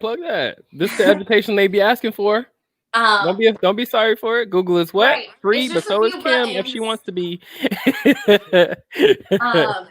You know, so the energy that was brought to us was unfair and unnecessary. And you guys had gone to get water, but I was looking around, and what I was observing was the tears and the pain of the Black Orlando community sitting there, sobbing, staring at this wall. And so myself and several of us stepped up. And at that point for me, and I do, for some people it was an angry thing. They were angry that they were there. for me, it was less anger that they were there, and it was more anger. And how do you watch these people sitting here sobbing in tears and stand in that kind of demeanor? I could not do it. And so at that point, I felt that what my role and my duty was to step up at a safe distance, and we did form a wall of bodies at a safe distance from the police. At least 30, 40 yards away from the police. Yes, very, and none of us, most of us were holding our signs above our heads. No one was doing anything aggressive whatsoever. But what we had done was created a wall so that the people mourning and hurting could do so without having to face that energy head on. I knew there was no way I could stop what was already being done in that moment, but I could be a barricade of some of that. And Cooper, I know, we're happy. And I could at that point, knowing that I am really good with absorbing energy if I can, and using my power for the better of the humans around me, take that on and head on. Absolutely. And if I could just stop to paint a picture real quick, what she's saying is, I was standing behind her at a point prior to this and after bringing water back. You had the media out there with their cameras in people's faces who decided to take their mask off for a moment to breathe after screaming, and they wanted to paint that narrative of they're not out here wearing masks. This is how, the coronavirus is going to continue to spread. You had people out there with their cameras out at us, like we're chanting, and they're just recording us.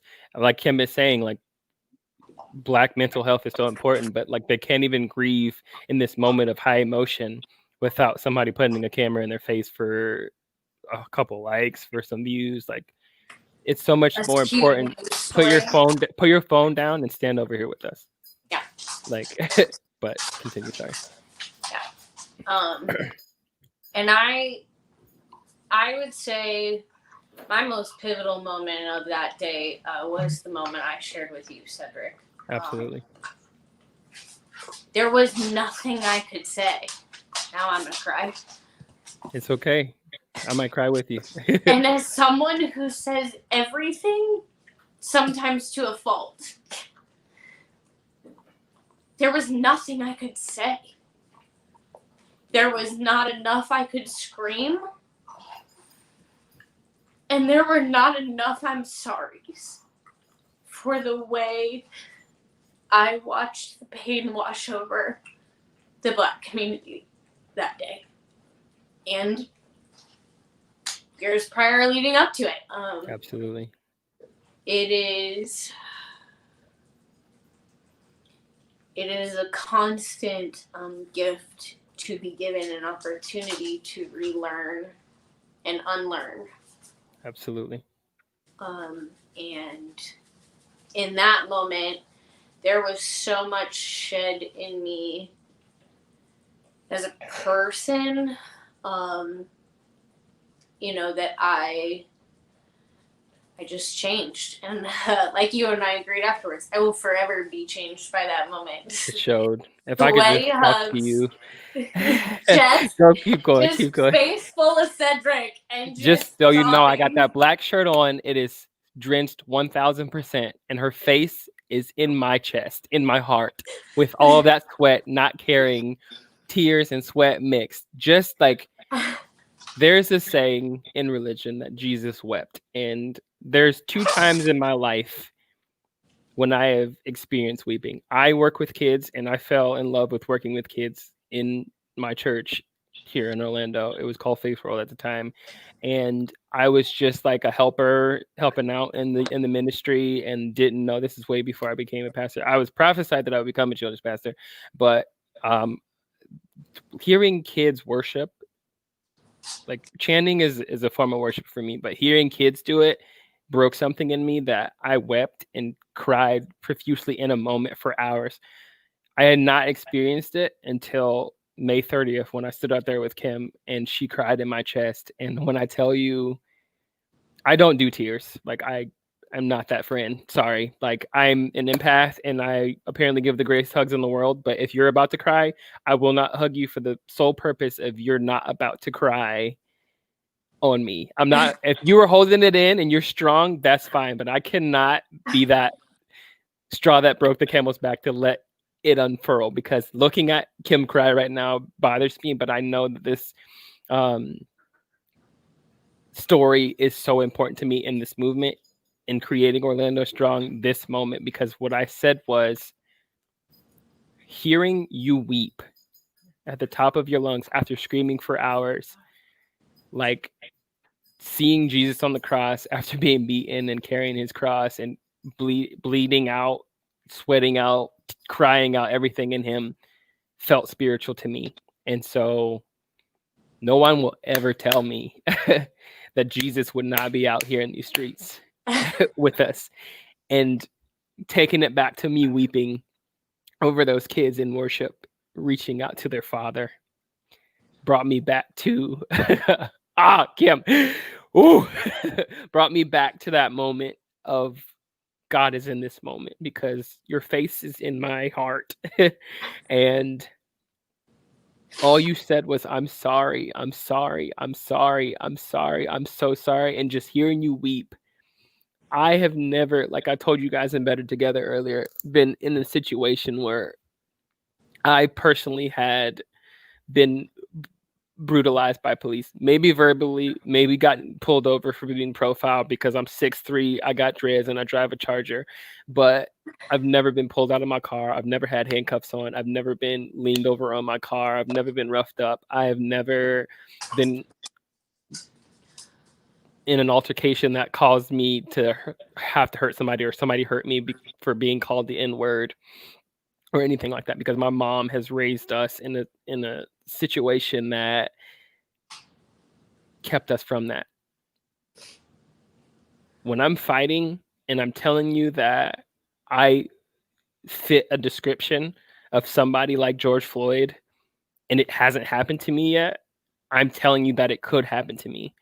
And my mom won't let me say it, and I won't, out of respect for her. Don't want anything like this to happen to anybody that you know. So put those two together. I'm not going to say it for her. Life and death is in the power of the tongue, and I won't speak death for myself. But if it happened to somebody that you knew, you would care.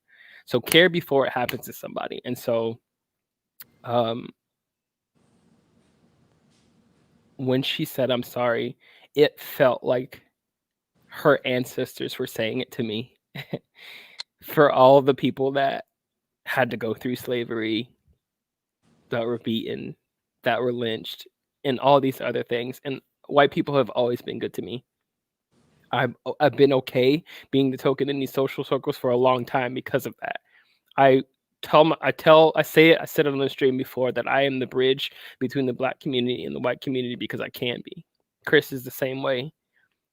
We grew up, like, his mom is literally my mom. Like, we have the same childhood. Like, she literally acts the way my mom does. And so you get it, you see it in its community. And so for other tokens in Orlando to be in that situation is not okay. You gotta get around people who have more than 5 Black friends. I know Kim has more than 5 Black friends, because the mutuality of it all is, I know she knows that I know all the Black people in Orlando, that she knows them. Like, it's so much more than, well, Cedric's nice to me, or Cedric will listen to me. Cedric hugs good. And I have just tried to be nice to everybody that I know, because that's basic human education or morality in it all. Unless you try me, and then I'm like super cold and bitter and like whatever. But like, that is just me, like, cutting that out of my social circle, because I want to be great for the people that deserve to be great for, and don't want to waste my energy on somebody who just doesn't get it. And so I mean this in the most disrespectful way possible. If you don't think that Black Lives Matter, I don't matter to you, and you don't matter to me. And so it's okay. There are thousands of people in the world. I'm just one other Black person, and that's fine. But the world doesn't deserve that mindset for the thousands of Black people that are out there.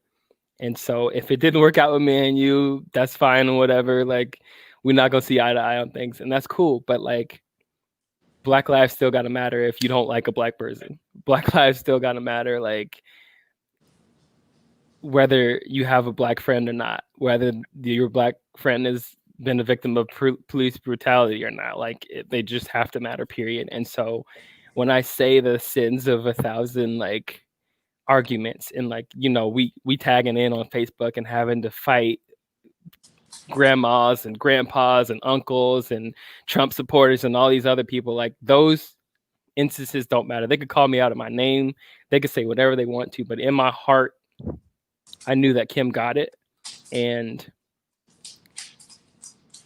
it showed that she was sorry, and she's never done anything to me. What does she have to apologize for? Anybody in their right mind would know she felt what we felt in that moment. And that moment is super important because we as Black people need to give white people an opportunity to feel that moment too. And so that's why I got you on her, Kim, and I wanted you guys to know that that is what Orlando Strong is. Portland is strong. Whoever else still protesting is strong. But y'all got the wrong one in the wrong city if y'all think I'm going to let this be a bandwagon. Y'all better delete me now, because every 30 days, I'm coming at your timeline. And it's not going to stop, because you're going to hear from Goldie, and you're going to hear from Kira, and you're going to hear from Kim, and you're going to hear from Narada, and you're going to hear from all these allies. Chris is on another level. Chris deleted his Facebook and brought it back like Kim said, and I'm sharing his post. Y'all are going to find posts in my ally circle that I'm going to share. I'm not going to share all of them just because, like, that's your job to share them. I'm just waiting to see. Old Cedric liked it. Old Cedric seen it. I'm loving everything because that's the only energy I got. If you posted it and you see me love it, just know I see you. I might not share it unless I'm like, that one hit. That one need to be put out. But some of them, it's just like, y'all keep saying Brianna name, but like, y'all not doing anything for Brianna. Like, and that's fine. We're going to keep saying her name. It's been past 150 days and we're going to keep saying her name. But these cops, it's not okay. We not letting them go. So 200 days, 365 days, them cops go get arrested. Especially if Orlando got something to say for it. And if you're not with it, if you disagree, you could. Kim, thank you for this testimony. If you want to continue beyond this teary moment, but just know that that's what I felt. That's what I have always felt. And Rona tried to get you, but I knew from right here she ain't have a chance. It's still Rona real. wasn't ready It's still for me. real. You want to know what I did while I had Rona? Yes. Got blocked by Buddy Dyer's office on 3 different email accounts. Yeah, home. Bored in the house and we in the house bored. You know, it was fine. It's fine. We're working on that. You know, and I would say mostly what my continuance would be, if you're questioning if Cedric feels like you're a good ally, then you're trying to be a good ally for the wrong reason. I love you and I care what your opinion is of me always because I love you. However, with all due respect to that love to you, being an ally was about doing the right thing to be a better person and be a good human, and that's where you should start, because if it's about anything else or for anyone else, you will make some very severe mistakes and potentially offend the people you are trying to support. I'm on a big kick right now of learning to make sure that I am healing myself so that I avoid things like cognitive dissonance, where I don't want to listen based upon how the information is delivered to me. That shouldn't matter to how well I learn. A good student can learn even from a bad teacher. I know there will be limitations in that, but you know, when you actively pursue good learning and being a good student of things, in my opinion, no one can teach you bad because no one can deter you from your own basis of learning first. Everyone else is there to add to your pot. You get to pick and choose what you own as yours and what you adopt as your good practice. And then if you have questions, Google is free. That's all. Google is free. Try to avoid continuing to ask your Black friends. Like, that's what makes and I could be wrong. To me feels like that's what would make you guys feel like you're the token Black friend. Because here I come running to be like, am I doing this right? Every single thing. Like, put it out into the atmosphere. Put it out into the atmosphere. If it comes back, be open to critique. Don't be prideful. Like, let somebody roast you for a little bit. Like, I just want to jump on that real quick, and I'll let you get back on the Kim. But I had an ally who came for me, and the allies jumped down her throat, and she could have been in my DMs like, "Yo, let's finish it here," because I don't want to ruffle the feathers. But she put her chin up, and she took that L, and she learned from it and became a better ally from it. And I will always remember that. I ain't gonna put her out there like that, but like, it was a beautiful display of putting your pride aside for Black lives to matter. And your white fragility is so toxic to the movement, but it's also important to you. But like, how fragile are you going to be? How fragile are you going to stay? Are you going to try to stand your ground and let this wave crash over you, or are you going to go with the flow of it and just be ready to unlearn some things and unpack some things and search yourself and become better for it? And now I love her so much for it, and it continues to happen. Like, I know I'm not the only one. And Kim, let me just say, like, this, I didn't want to cut you off. This isn't about me. Orlando Strong is not about me.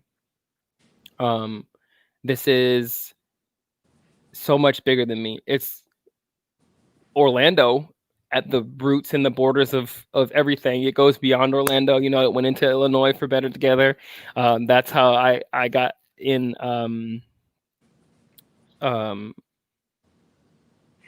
involved in that. But like, don't do anything for me. Don't do anything for my approval, because I'm human. I waver. I'm petty.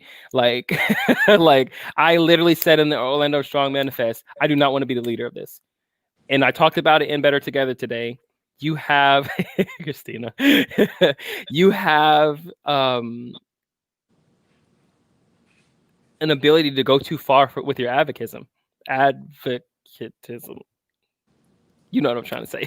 You have an ability to go too far, and anything that I could say at any moment about any other thing could negate everything else that I've said about Black Lives Matter. And I don't want Orlando Strong to stand on that. That's why we need leaders like Kim getting on here and hitting y'all with this cognitive dissonance information and stuff, and it's bigger than me, and it needs to be so big that it involves you as a leader. Go ahead, Kim. I think too, there's so many of us doing so many cool things here. Yeah. Like, what a beautiful community. Like, a community doesn't always necessarily need a leader. It just needs people who aren't afraid to take charge and be active. And we could be so dangerous if we all catch on to that. I mean, and it's got to work its way out, and the full moon has left us, thank goodness. Maybe she'll chill for a second. We can all kind of like get our energy and back. Gatorade. Right. Do some yoga, take some breaths. But I think that's the thing, is like, this is such a great communal platform for us to use our skills as leaders, to do a, healing and movement day. I've got studios who would be happy to give us free space and to take nothing but donations to go back into Orlando Strong. And not dance. I like to say movement because I think a lot of people think dance. And I mean, I urge people to find healing and movement in this, because you can heal your emotions with lots of things: prayer, faith, breathing, all kinds of things. However, sitting with your emotions and finding a palpable, tangible way for your body to exude that emotion and energy out is so important. And a lot of places or people just maybe don't know how, or would need a little guidance in that. And so, like, to me, that's one of the cool things about this community, that you've you've created as a platform for stuff like this, where we can branch out and, you know, help while giving back to what the goal of this community was in the first place. Absolutely. You know, was to continue. And I mean, that kind of education can always focus around Black Lives Matter and the unlearning process and the shedding and the white fragility and the cognitive dissonance and utilizing the tools of the community that is on this. You know, we really can provide not just a voice, but also a healing space for some of you who have been such strong leaders for us. Like, absolutely. I want to do that for you guys. You know, I want to help be a place of healing for the people most deeply affected. Everyone, you know, should see what's happening and be affected as a human being. But first and foremost, you have to acknowledge the front line that is being affected the deepest, the hardest, the heaviest. And then you have to be willing to hold them from behind with both hands and prop them up in their moments when they can't stand for a second. And I think that this is going to be a really great place to be able to do that. You know, the support that can be given to you here and to the people here who do come and share. Absolutely. And there's a lot of them. We're going to try to get through as many as possible, but it doesn't have to end here. I just want to continue to, like it was said in Better Together tonight. I can reach Black people. Kim can reach white people. We want it Better Together to be a smorgasbord of so many different cultures and so many different backgrounds. You know, we had our LGBT plus ally get on, and, you know, our light skin, you know, you look the same. It's easy to associate that y'all might have lived the same life, you know, whatnot. But this is an opportunity for you to be able to better connect with your Black friends, with your white friends, with your gay friends, and all that. And so Orlando Strong does not belong to the Black Lives Matter movement. It belongs to the LGBT movement through Pulse. And so this is just a branch, and it will continue. It'll go into all these other things, but it needs leadership in the mass to continue to fight for the things we want to fight for: school injustice and gun rights, for, you know, police shootings and all these other things. Like, we have the power to take charge of our city to make sure that, you know, Pulse doesn't happen again, or police brutality in Orlando doesn't happen again. And it just starts here. And I just want to thank you, Kim, for your wisdom and your words and your experience and your allyship. Appreciate you so much. Thank you for your story. Thanks for having me. Absolutely. I was nervous. I know. Don't speak. I was like, can I interpretive dance about this? Or... Absolutely. Art speaks. I don't know if everybody's going to get it, but I'm here for it all the time. I watched all your little videos. We'll save that for another episode. Absolutely. Oh, y'all be ready. She's not going to be the only one. And if she is, I'm going to air it either way. Kim, I love you. I thank you. Love you. You matter to me because I matter to you. All right. Next up is Dan. Dan and I. Hey, Dan, look at the lovely hair. Dan and I met at Universal. I was his trainer in our department. We've had some time away, but I've had the amazing opportunity to watch him grow as a performer. He was already one, but like, to be able to teach him some things and then see him branch away from that. He came back into my life by way of this movement, and it just so happened to be like I might have tagged in on a post or something and said something, and he was one of the people who I welcomed into my inbox, you know, despite everybody else being there and whatnot. But just watching his activism since then, watching him learn and unlearn, and being able to not even have to tag in, but watch him tag in for himself, it's helped my energy so much to read his views and his comments and the way he handles the people that are in his social circle, I don't really get to see a whole lot of that because a lot of it is silenced by the publicity of it all and the privacy. Like these conversations can be happening in homes, but nobody is prideful enough to let them air out in public for us to see and for other people to learn, which is so important. So that's why I asked him to come speak. Dan, I would love to just know, in exemplifying you, what you could teach people about what happened, what was the catalyst for change. Not that you needed this movement to do that, but like what drives you to speak and to not be on the bandwagon and to continue to speak. Yeah. First of all, thank you for Absolutely. thinking of me. Oh man, Absolutely. what an It honor. was not hard. It was not hard. 1700. It was not hard. It's such a strange time we live in because as a straight white male, I have so much privilege and I've been blinded to it my entire life.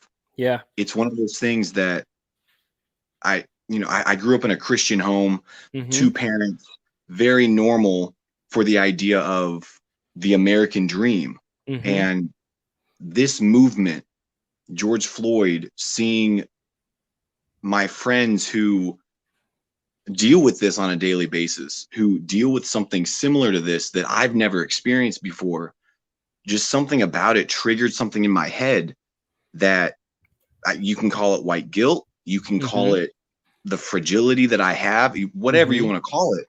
But seeing posts from my friends who are Black and just seeing the pain, the outrage, the exhaustion coming from those men and women is just, it broke something inside of me. And sitting here watching, listening to Kim, having those same experiences, but I've never been to a protest. Right. I just, with how my life went, and it's probably an excuse, but I was never able to make it to a protest. Right. And that's on me. And that's something that as allies, there are so many different ways to help. There are so many different ways that if, like you said earlier, if you feel like protesting isn't for you, you need to dig deep inside and find out why. Absolutely. If it's, if you're high risk, if it's a danger, if you have other people at your home, there are a lot of reasons, but there are so many ways you can help. Absolutely. There's monetary, there's, like you were saying, support, there's reaching out, there's educating people that wouldn't necessarily listen to a Cedric or, it's, yeah, absolutely. It's such a frustrating thing that, like you said, I've had so many conversations in private with family, with friends, with these people who look down on me because I'm young, because I'm in theater, because of whatever reason you want to give, and having to take those people on one-on-one in a private way because they won't listen to a Black man or a Black woman, because they refuse to listen to the people who are out there on the streets. And so, I don't know, actually last week, I had somebody very close to me send me a message and say, "Are you still on that?" And I was like, still on that? Yes, of course. And it's, it's one of those things that, I'm sorry, where was he supposed to get off? But did he miss his stop? Exactly. And it's like, I've boarded this train so late that the absolute least I can do is stay on until that last stop, and it loops around and comes back in, and I'm still on it. Like that's the least I can do.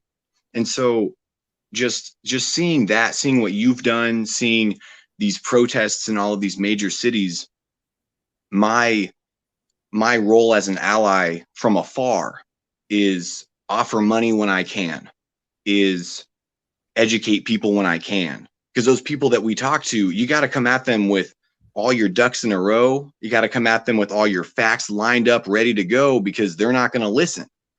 And so being able to take the tiny platform that I have and just consistently berate my friends with Black Lives Matter.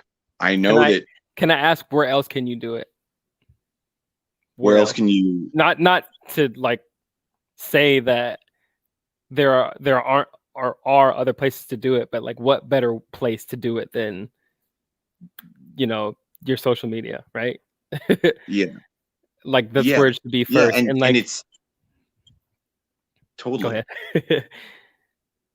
It's like it cuts through, like you said, of the cat videos and the you know, these unnecessary things, that you finally have a time to do something that is meaningful. Actually life changing, meaningful, that, you know, can affect people in such a positive way. What better way to use social media than that? Absolutely, man. And you started to see it immediately. Like, I just can visually take myself back in the timeline. I did actually go back and see, but everybody wanted to give us our moment to grieve. Oh, you lost a couple Black people through police brutality. You're angry. You're in your feelings and everything. And the timeline was quiet to allow for that. And I've never seen that before. But then all of a sudden, the cat started to come back and everything else. It was starting to go back to normal. And we were like, hey, it's going back to normal in here. And they were like, yeah, it is. Yeah, it is. And then you can go back to June 2nd, which was Blackout Tuesday, and everybody decided to change their profile picture, and then nothing again since then. And it's just like, this is a part of it. And it was quiet for so long, and everybody was afraid to dip the toe and see, is it safe to put my news out there? You know, I don't want to take away. Y'all do your thing though. And that was your opportunity to say something. And, you know, at what capacity did you have to be more meaningful than in that moment, to where now, you know, oh, I'm finally off of unemployment. I got a job doing this. Everybody's back to 300 likes again. And it's just like, oh, keep that energy. Keep that energy. Because we see what's important to you, and it shows, and it always will. And it's just like, absolutely. And you said something earlier where you said people look at you because you're young or because you're in theater. And my favorite term that I've come to learn is performative allyship. And how wrong is it for a community of performers who've done nothing with their lives but be performative and be performers to not take an opportunity in this acting role or this role to be nothing more than performative? Even if, you know, as a performer, as an entertainer, I'm taking the stance as a performer and I might seem like I'm acting, like, what's the worst that could come of it other than being Black? But if I wasn't, people are actually looked at as like, oh, you're only posting that because everybody's doing it, and that is the performativeness in it. But imagine like continuing to do it. It wouldn't exist. There's no performative allyship if you continue to do it. So they do put themselves in that position where you started strong because everybody else is doing it, and then you hopped off the bandwagon or got off at your stop and stopped doing it. So it looks performative, but what if it wasn't? Well, you know, I wanted to just jump in real quick because I'm letting you have your conversations, man. But you know, when you're talking about people who perform and things like that, they are communicators who are some of the best communicators because they're able to take feeling and emotion from others and replay it. And that's the opportunity for somebody that allows themselves to feel that way to alleviate the transmission of other feelings and let their own feelings come through and communicate it in a way that that is their profession, that they're really good at. So that's all that it is just a relaying of emotion and feeling. And, you know, it's I mean, it's more and more people have to do that. They have to be absolutely. And you would think the Orlando performance audience would be the loudest about it. Yeah. And you know, you have our theme parks making the statements that they did, and it was it could have come off as performative. Maybe they're working on things that we can't see with the naked eye, but it said a lot in the moment that I could back my profession or, you know, my time. Can you leave that on, please? Can you leave the light on, please? You could be in that moment where your company backs you, and then feel like, oh, I don't have to worry about, you know, this at my job anymore, and then nothing happens again, and you're just like, okay, what? Where do we go from here? And so it's got its benefits and it's got its cons, and I just want to say, outside of being seeing you at protests, it gives me great joy in knowing that I don't have to fight alone on social media. And, you know, Facebook is a tool. You know, at the end of the day, you close that browser and what happened happened. And then you open it up the next day and you continue back where you left off. But the world is watching. You know, I told Brian early on, like, when I didn't feel enough of a response, the thousands of people that we reach in videos like this, just because this says 9 on my screen. How many you got on yours? 9? 10? You got 10 on yours, got 9 on mine. You might have a different number on yours. You might think only 9 people are tuning in or listening or watching this.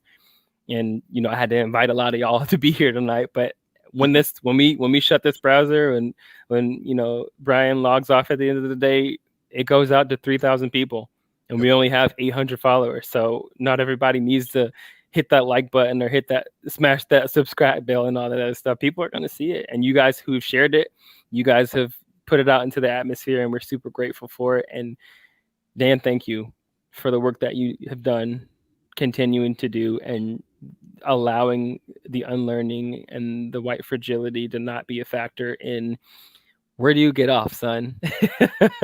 Appreciate you for not getting off, man. Can I say one more? Absolutely. Thing? I saw in the chat somebody, Christina said the language of still on it shows the privilege, and that's exactly right. Thank you for saying that. That's something I've been trying to fix in myself, is the language that I use. There is, it's even something as simple as saying, like, I have black friends. It's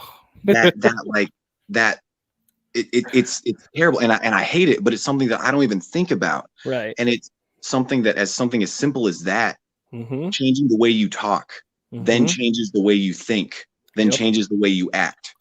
And that's something that I've caught myself saying things that are just, I don't mean anything by it, but it's just how it is, how I say it, and I stop, and I got to fix that. So I want to say thank you for saying that. You know, even just the fact of, you know, the whole idea of getting on and off the train, like that's my privilege coming through, and language is so powerful. And something that, that you just, it can change so much by just changing your words and changing how you think about, how you talk about people and about actions and about yourself. Absolutely. And to just jump back to Better Together, the conversation we had tonight, the targeting of activism is so important, because you can go where your white privilege takes you that I can't go, like you talked about. And so the fact that you have to think before you speak around me doesn't mean that you have to think before you speak around other white people that you talk to, but because you are doing it, you're opening and spreading that contagiousness of opening that mind and thinking before you speak to other people. And then it continues, and then it continues. Like, I have people reach out to me in my DMs that are just like, what do you like to be? What pronoun would you like? What adjective would you like? Do you like being called black? Do you prefer person of color? Do you prefer black, indigenous, person of color? Like, what do you want me to call you? And for the longest time, because I've told you guys my background, I didn't like hearing black, because the culture and the situations that my mom had the opportunity to put me in blessing, there was always the other side of the tracks, which is you got good black people and you have N-words, which we've heard in in videos and stuff from the other side. And it's just like, well, when you call me black, you're stereotyping me with this group of people because genuinely you never had the positive connotation for black people. So call me brown or I'm African American, you know. And now that the Black Lives Matter movement has happened, we've become more proud than we've ever been. Call me black with a capital B. Yeah. Like Yeah. like I am black. I am absolutely 1,000% black, and I hope you have a problem with it. But if it's a problem that you have with it, let's talk about it. And if we can't seem to agree to disagree, just know that we matter too. TOO. Anything else you want to share, Dan? No, I just, hey, man. Again, thank you. Absolutely. You guys are doing great work. Everybody Absolutely. watching is a part of reaching that solution. Absolutely. We as allies, our purpose is to not take over, but to lift you up into that position where you make your voice heard. We raise you up to the throne you were supposed to be on, and that's what I hope that pulling us up in equality. And you know, I used to think that the only way that white people were going to understand that, Dan, is if they came to a protest, because I saw it in Kim, I saw it in Kira, I saw it in Hunter, I saw it in my white allies who were out there with me. And like, there's the fear of the protest, but I just knew that that fear is probably what was going to keep people thinking that. And so the fact that you've never been to a protest is why I wanted you here, because you saw it without having to go to a protest. Because what we saw was Black people were getting tired at protests and white people were uplifting their voices, which was integral for all of the protests that created the movement that it did, for seeing George Floyd and the Breonna Taylor and the Elijah McClain and all these instances. Opening your eyes, but doing something about it finally. You know it wasn't going to work for the Black Lives Movement. Thoughts and prayers. And you know it's never worked on social media and Facebook. Thoughts and prayers. But the fact that we're out here, we're talking and we're speaking and we're having these conversations, and you guys who have high risk people in your houses and who can't make it out, and you know who have to work, and you know you got to provide and put food on the table. There's another way, and this is it. It's activism in digital form. It's the new norm. Like, oh, that was bars. You like that? But it's just that right there is what I want people to know. Like, you don't just have to go to a protest. You got to be out here. You got to, like we said in Better Together, you got to be talking to Black people. You got to make them feel valued. You have to have more than one Black friend. I was talking to somebody about having more than one Black friend, and this one up here. She said, I didn't reach out to you because I do have other Black friends. And I was like, awesome. That's great. I'm happy. And that's the way things needed to be. But if your Black friends also aren't charging you to be better and challenging you to do more, and they're afraid to protest, do you really have Black friends? Like, if not being an activist and being Black isn't a sign that Black lives don't matter, like, what needs to change on the inside of you? And I know the driving force in me is that I will never allow somebody to fight harder for my life than I'm fighting for it. And it's so nice to have people to my left and my right not having to worry about anybody behind me, letting me fight for you. Please, I don't have the energy for that. But standing in front of me too. If I'm fighting and you're standing in front of me, I might hit you. Like, get on the side. Let's do this arm in arm together. And I see that in you, Dan, and everybody else who's an ally and who I've asked to speak. So I thank you so much for your time. Thank you for being here since the Better Together conversation. I saw you come in, and I appreciate everything that you're doing and continue to do, and not getting off. Here's your stop, son. Everybody else got off here, and I'm on it. Like, Dan is not the only ally that I'm watching. I am. Mom, I love you. Thank you for tuning in. I know you got to work. This will be on the Orlando Strong page. I don't know how much longer we're gonna go, but we don't go to sleep. I got some other people who don't go to sleep either, who we're gonna get on here. But I know you didn't want us to be on Wednesday. we tried to figure a different day, but we're gonna work that out. Thank you for being here, old lady. I love you so much.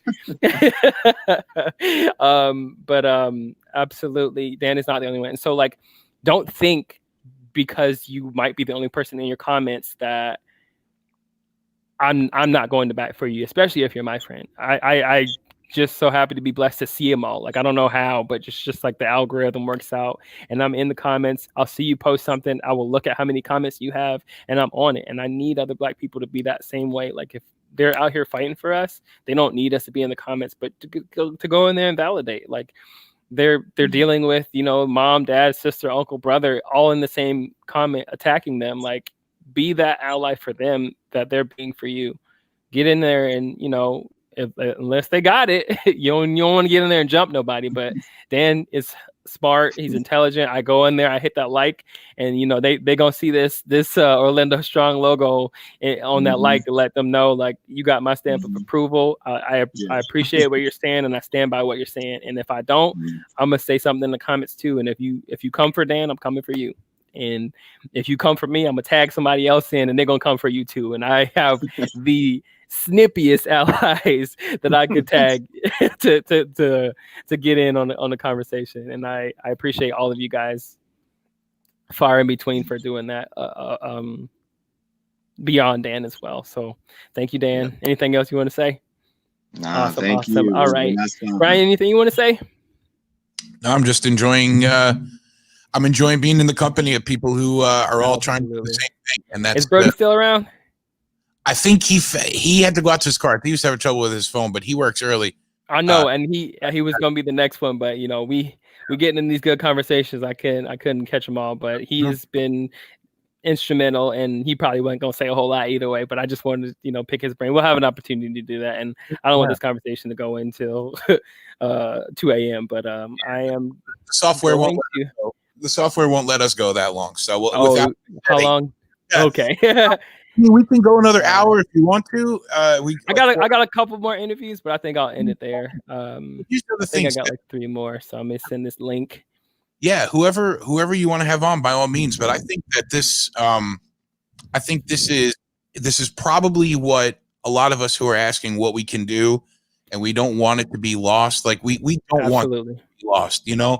And as a single person, it's easy to get, you know, I mean, I've been trying to launch this hockey stream, and, you know, so taking care of my wife and my family and my home, and you know, other opportunities are starting to arise. But I am in no way, shape, or form interested in stepping off. You know, like we were just talking about. There is no stepping off. This is something that we're all having that we're going to have to do for the rest of our lives until we can get to a point where a child is born and will not have to face any of the things that have had to been faced by Black people and Hispanic people and Asian people and really anyone. I mean, right now, obviously, we're talking about Black Lives Matter, and that's the focus. And we're going to have to keep doing that for the rest of our lives. And I think that, you know, like what we talked about when we played Fortnite that night, you know, just sitting around and not finding new normalcy, because I feel like, you know, I think something Dan said, I think it was either Dan or Kim said it, but people use wordsmith in a negative way a lot, you know. A lot of counterproductive activity has happened because of the argument over the phrase Black Lives Matter. So as soon as you say that, people who are not friendly to it are automatically in it. Oh, that's a group that's anti-Semitic, right? Oh, they have a lot of things I don't agree with.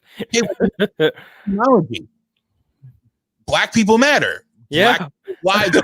Those 3 words Right. over everything, not because they're Exactly. burning Bibles or because they loot and they riot and all this other things, and they're a terrorist organization and they're trying to dismantle the KKK. Like, they matter no matter how you believe or what you believe.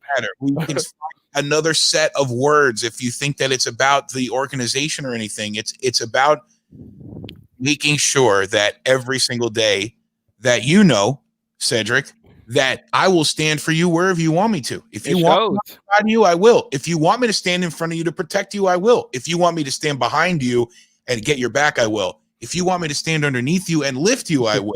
It's a matter of doing that every single day Absolutely. the rest of our lives until a child can be born and doesn't have to experience this. And Man. every single day, I know you can see society's changing. This has not gone Little away. things. And it's going to take baby steps, and it's not going to be the avalanche that everybody thinks it's going to happen. This is Florida. We ain't seen snow since 1914. Like, I don't even know, but like, you better come to the Orlando Solar Bears game if you want to see some ice. We got hockey in Florida. What's good? Yeah, we do. You know what? If you look at history, and history does not change what's happened in the past, although it's weird to say this, as we've learned that so much of the history that we did learn has been skewed. But history shows that things take time. The important things take time. It does not happen at the snap of a finger. Yeah. And we're going to keep doing it and doing it and doing it until it gets to the point where, I mean, there's a number of things that we're going into, but here is in here, and bro, and we're just going to keep doing it, Cedric. Yeah. We're going to keep doing it. And then, like, as long as y'all wanted to do it, I'm willing to do it. But I'm just like, just I'm human. I'm soft. I'm Mary Clay of the earth. Breathe life into me, God, like I need it. And I'm gonna have my down moments, and I'm gonna have my up moments. Like I just posted recently, that candle burns out, but it's still hot. It can burn back. It can burn back again. And this tonight was the fire that needed to happen again. Brody, you back, homie? What's up? Yeah. And Kira here too. Come on, shirt. Brody, where your shirt at, man? I gave you a chance to leave. I gave you a shirt, Brody. I'm just playing. You good? You behind the camera. You behind the camera. You good? So we're gonna chop this up real quick, and I'm going to limit you guys to 15 minutes. We got an hour left. I got 2 more interviews after this, and we're gonna take it to bed. Okay, Brody, I'm gonna hit you first. So leaving off on our Channel 9 interview. Old lady, I don't remember her name. She said, "What does this mean to you? What does this mural mean to you?" And you said some stuff, but you know, what gets you behind the camera? What gets you out in 106 degrees? What allows you to do this? Like, what did anything click for you? Like, you've been out here since day one with me, so I don't know if you've had like a traumatic experience. Like, I don't know if I know you and John knew each other through Brian and whatnot, but talk to us. Like, well, you know, it actually started. It was like a couple days into, you know, when the protests actually started happening, and it's crazy because I got home from work and I was scrolling through TikTok, and I see, like, at first I it didn't click, but like I seen a great friend of mine that I know from when I used to make music, and I mean he's like a brother to me. Shout outs to Duda, that's my boy. But he lives in Colorado now. I mean, not Colorado. I'm sorry, California. And it was a video of he was at a protest in, I believe, Santa Monica, and he had just they basically ran into like a whole like wall of Trump supporters, and he was and they kind of got into an argument, and the video clip was him yelling at the Trump supporters. He was saying, like, you know, stop killing my brothers, stop killing my people, and like it just, like, I started, like, I cried, you know, like it hurt me because I could see, you know, like the pain, you know, and I could hear it in his voice, I could see it on his face. And so I messaged him, and then he sent me what the video didn't show, which was what, you know, they were yelling at him. And it just I got angry, you know. It was just sad and angry, like all these emotions, because you know, like I love him and everything, and it hurt me. And so then I go to Facebook and I seen that John was actually live at a protest in Orlando, and you know, seeing what he was out there doing and everything. And I just, like, I got up, I made a mistake by putting black jeans on. I put some black skinny jeans on. Big mistake. If I could go back, why do we do this? You know, Black is slimming. We about to be out here.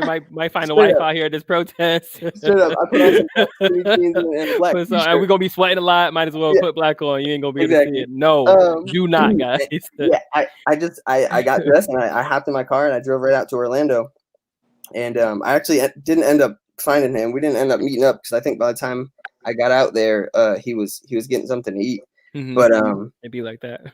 yeah, And so I parked at Lake Eola, and I saw helicopters in the sky, so I was basically just following the helicopters, and it got to this point where I don't remember what street it was, but I was walking down the street, and as I was walking, turning around the corner towards me was just it was the group, and it was just hundreds and hundreds of people, and it just, like, it was just I jumped right in, and you don't have a choice, bro. Like, it's like crazy. the fish, like the ocean, just like it was just crazy, falling in. like, and it was nothing like I've ever experienced. It was insane, especially in Orlando. Yeah, exactly. And and since that day, I've just been that. I'm all about it, I'm dedicated to it. Absolutely, and you have been, bro. And I told Brian this earlier. You've been out there the most consistently with me to everything. So you have personally seen that day when you were out there and there were thousands. And Kira too, like, she was there on that day, and it was just like we went from that, and then we went to like 50. And then we went to 40, and you saw we had like the 50 at the skate thing. And then the last time we were out there was probably like 30, and we got rained out. And it's just like, what is happening? And you want to feel like, oh, numbers in Florida are too high right now. Like, we probably shouldn't be protesting until we get this under wraps. But at the same time, you would expect that energy to stay the same and the timeline not to go back to normal, but it isn't. And it's just like, you're not hearing about it as much. I'm only hearing about it in Portland, and I'm not hearing about it on the news. I'm hearing it from independent, broadcasters like ourselves. And it's just like, y'all are about to let this, slide, by the wayside. And like, now all these other issues are arising, and it's just like, okay, we're all activists now. So let's be mad about everything. But it's just like, keep that energy of, you can be mad about multiple things, but you have to understand that if you want to be mad about multiple things, it's going to take that much more energy to be mad about multiple things. I'm not sitting here saying that children don't matter to me. I don't have kids, but I teach kids. They matter to me, if not more, because when I'm done teaching them, I send them home to you. And then the next one comes. And I'm done teaching them, I send them home to you. And then the next one comes. So I have more kids than you. And so I will always have more kids than you, because I teach and you have your kids, and so only your kids matter. So if you think your kids ain't gonna catch this virus, that's on you. But it's bigger than just your kids. It's me having to see you send your kids to home when I care about them. Not saying more or less than you do, but it's just like, I'm telling you I care about them, but like, I'm Black, and my life needs to matter beyond all of that, because who is going to care about your kids more than I have if I'm not here? So if I seem more mad about the Black Lives Matter movement, it's because it's very important to me. If you want to be mad about multiple things, everything needs to be the same, like, energy across the board. You need to do everything you can for Black lives. You need to do everything you can for these kids. You need to do everything you can for these women. And you can be mad about multiple things, but show that.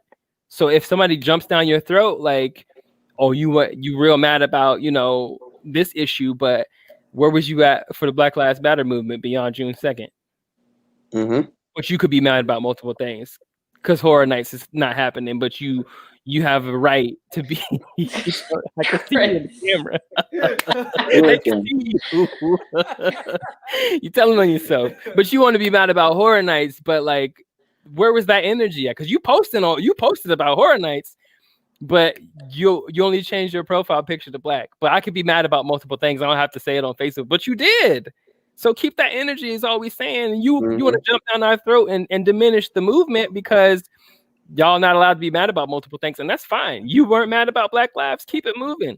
But just know that we see what you compare Black lives to. Period. Anything else you want to say, Brody? I think I took up. No. You're good. Yeah, I mean, like I said, that's I don't even remember where I left off now. It was, but you felt emotionally because of Oh yeah, my buddy, yeah. And And we got into like the numbers going down from the oh, thousands that's that right. you Yeah, jumped into the river, and they're 'cause going down now. I've been working in downtown Orlando lately, and so and so I had re-downloaded. I haven't used Twitter in like 5 or 6 years, but I had re-downloaded it to follow the Orlando protest hashtag, so I could stay up to date, with everything. And I've been working in downtown Orlando lately, and I follow it, to keep up to date. And every now and then something will pop up, like some groups getting together at City Hall or whatever. And I'll walk down there, and there's like 7, 8, 9 people there, and I'm just like, it's crazy. Like But what happened? Like all you can see is the performative allyship. Like literally, like there's no clouds in the sky. Everybody got masks on. Like what happened? Yeah. Because it was the cool thing to do. We gonna go out here with our sign. Exactly, And I was telling Chris that day we were out there with Kira. We went to the police station, and when we left, we were going around the police station, and nobody was chanting anymore. And it was just like, yo, like. The vibe was just different. So the first day we were out there on May 30th and Kim was out there, everybody was chanting and everybody was screaming and our voices were being lifted up. Then we, like, as soon as like we took a little break and we was outside of the police station, like Kira, she said in her video, she didn't say it. We were passing out sunscreen and stuff, and like we got around the corner and it was just like, dang, like where's the energy? Like what we a lot of people out here. It's thousands upon thousands of people. We should be like booming Florida right now. Like the whole heart of Orlando is out here. And from the helicopter, you can see like we're literally looping around our city. Like Orlando is strong today, but where are our voices at? And like, you get out and people stop at City Hall and they're talking and you really can't hear them because you're a mile down the street because there's people in front of you like Martin Luther King. But then like you get out here and like, Kira, you try to start that chant and it don't carry and you're just like, dang, like, what are we doing? Are we just marching? Because we can march, because Martin marched. Like, are we just marching? Because let me know, because we got the microphone out here. We got the whammy.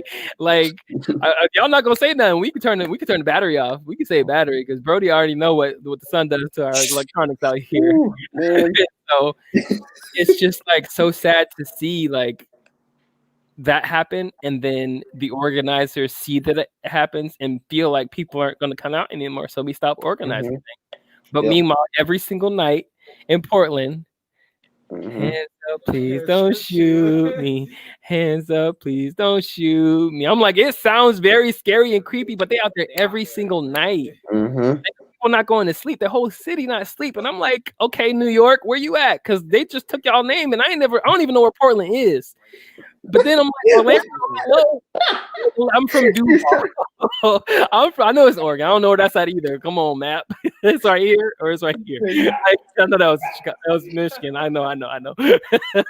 But I'm just saying, like, Orlando. Like, I literally remember growing up in Duval and being like, everybody from Jacksonville wanted to move to Orlando because there's nothing to do in Jacksonville. And then you get out here and the nightlife is fun and like you got the theme parks and all this entertainment and stuff.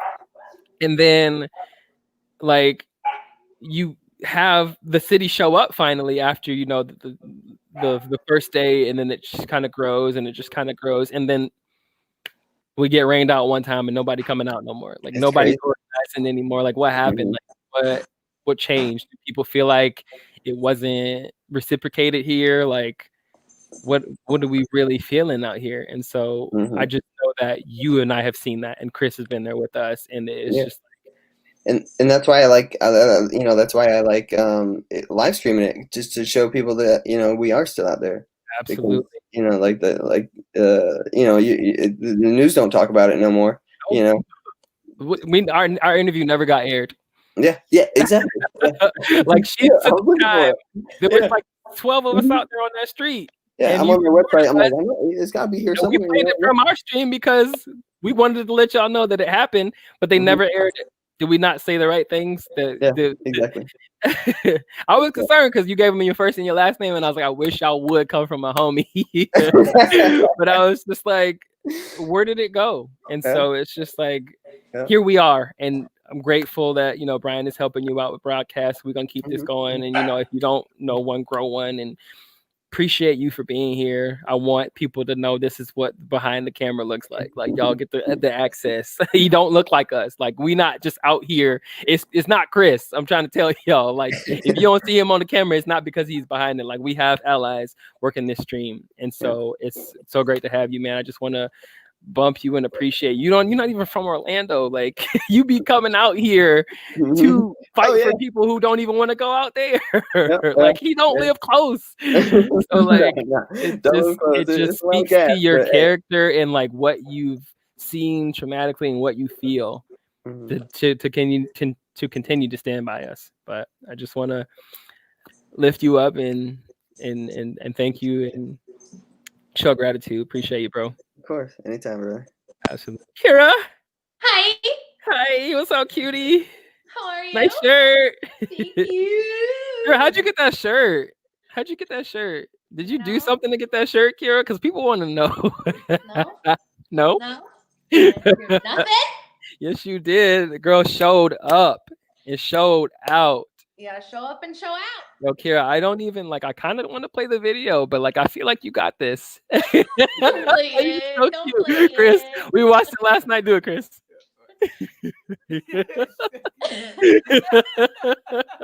Those cute glasses. Goldie recorded one too, and we might not have time to play Goldie's video, but she had the same glasses. I want you to play hers too. It was like 9 minutes. I can be quick. Mine was 9 minutes, but I'm saying you play hers and I can talk. No, girl, we good. Okay.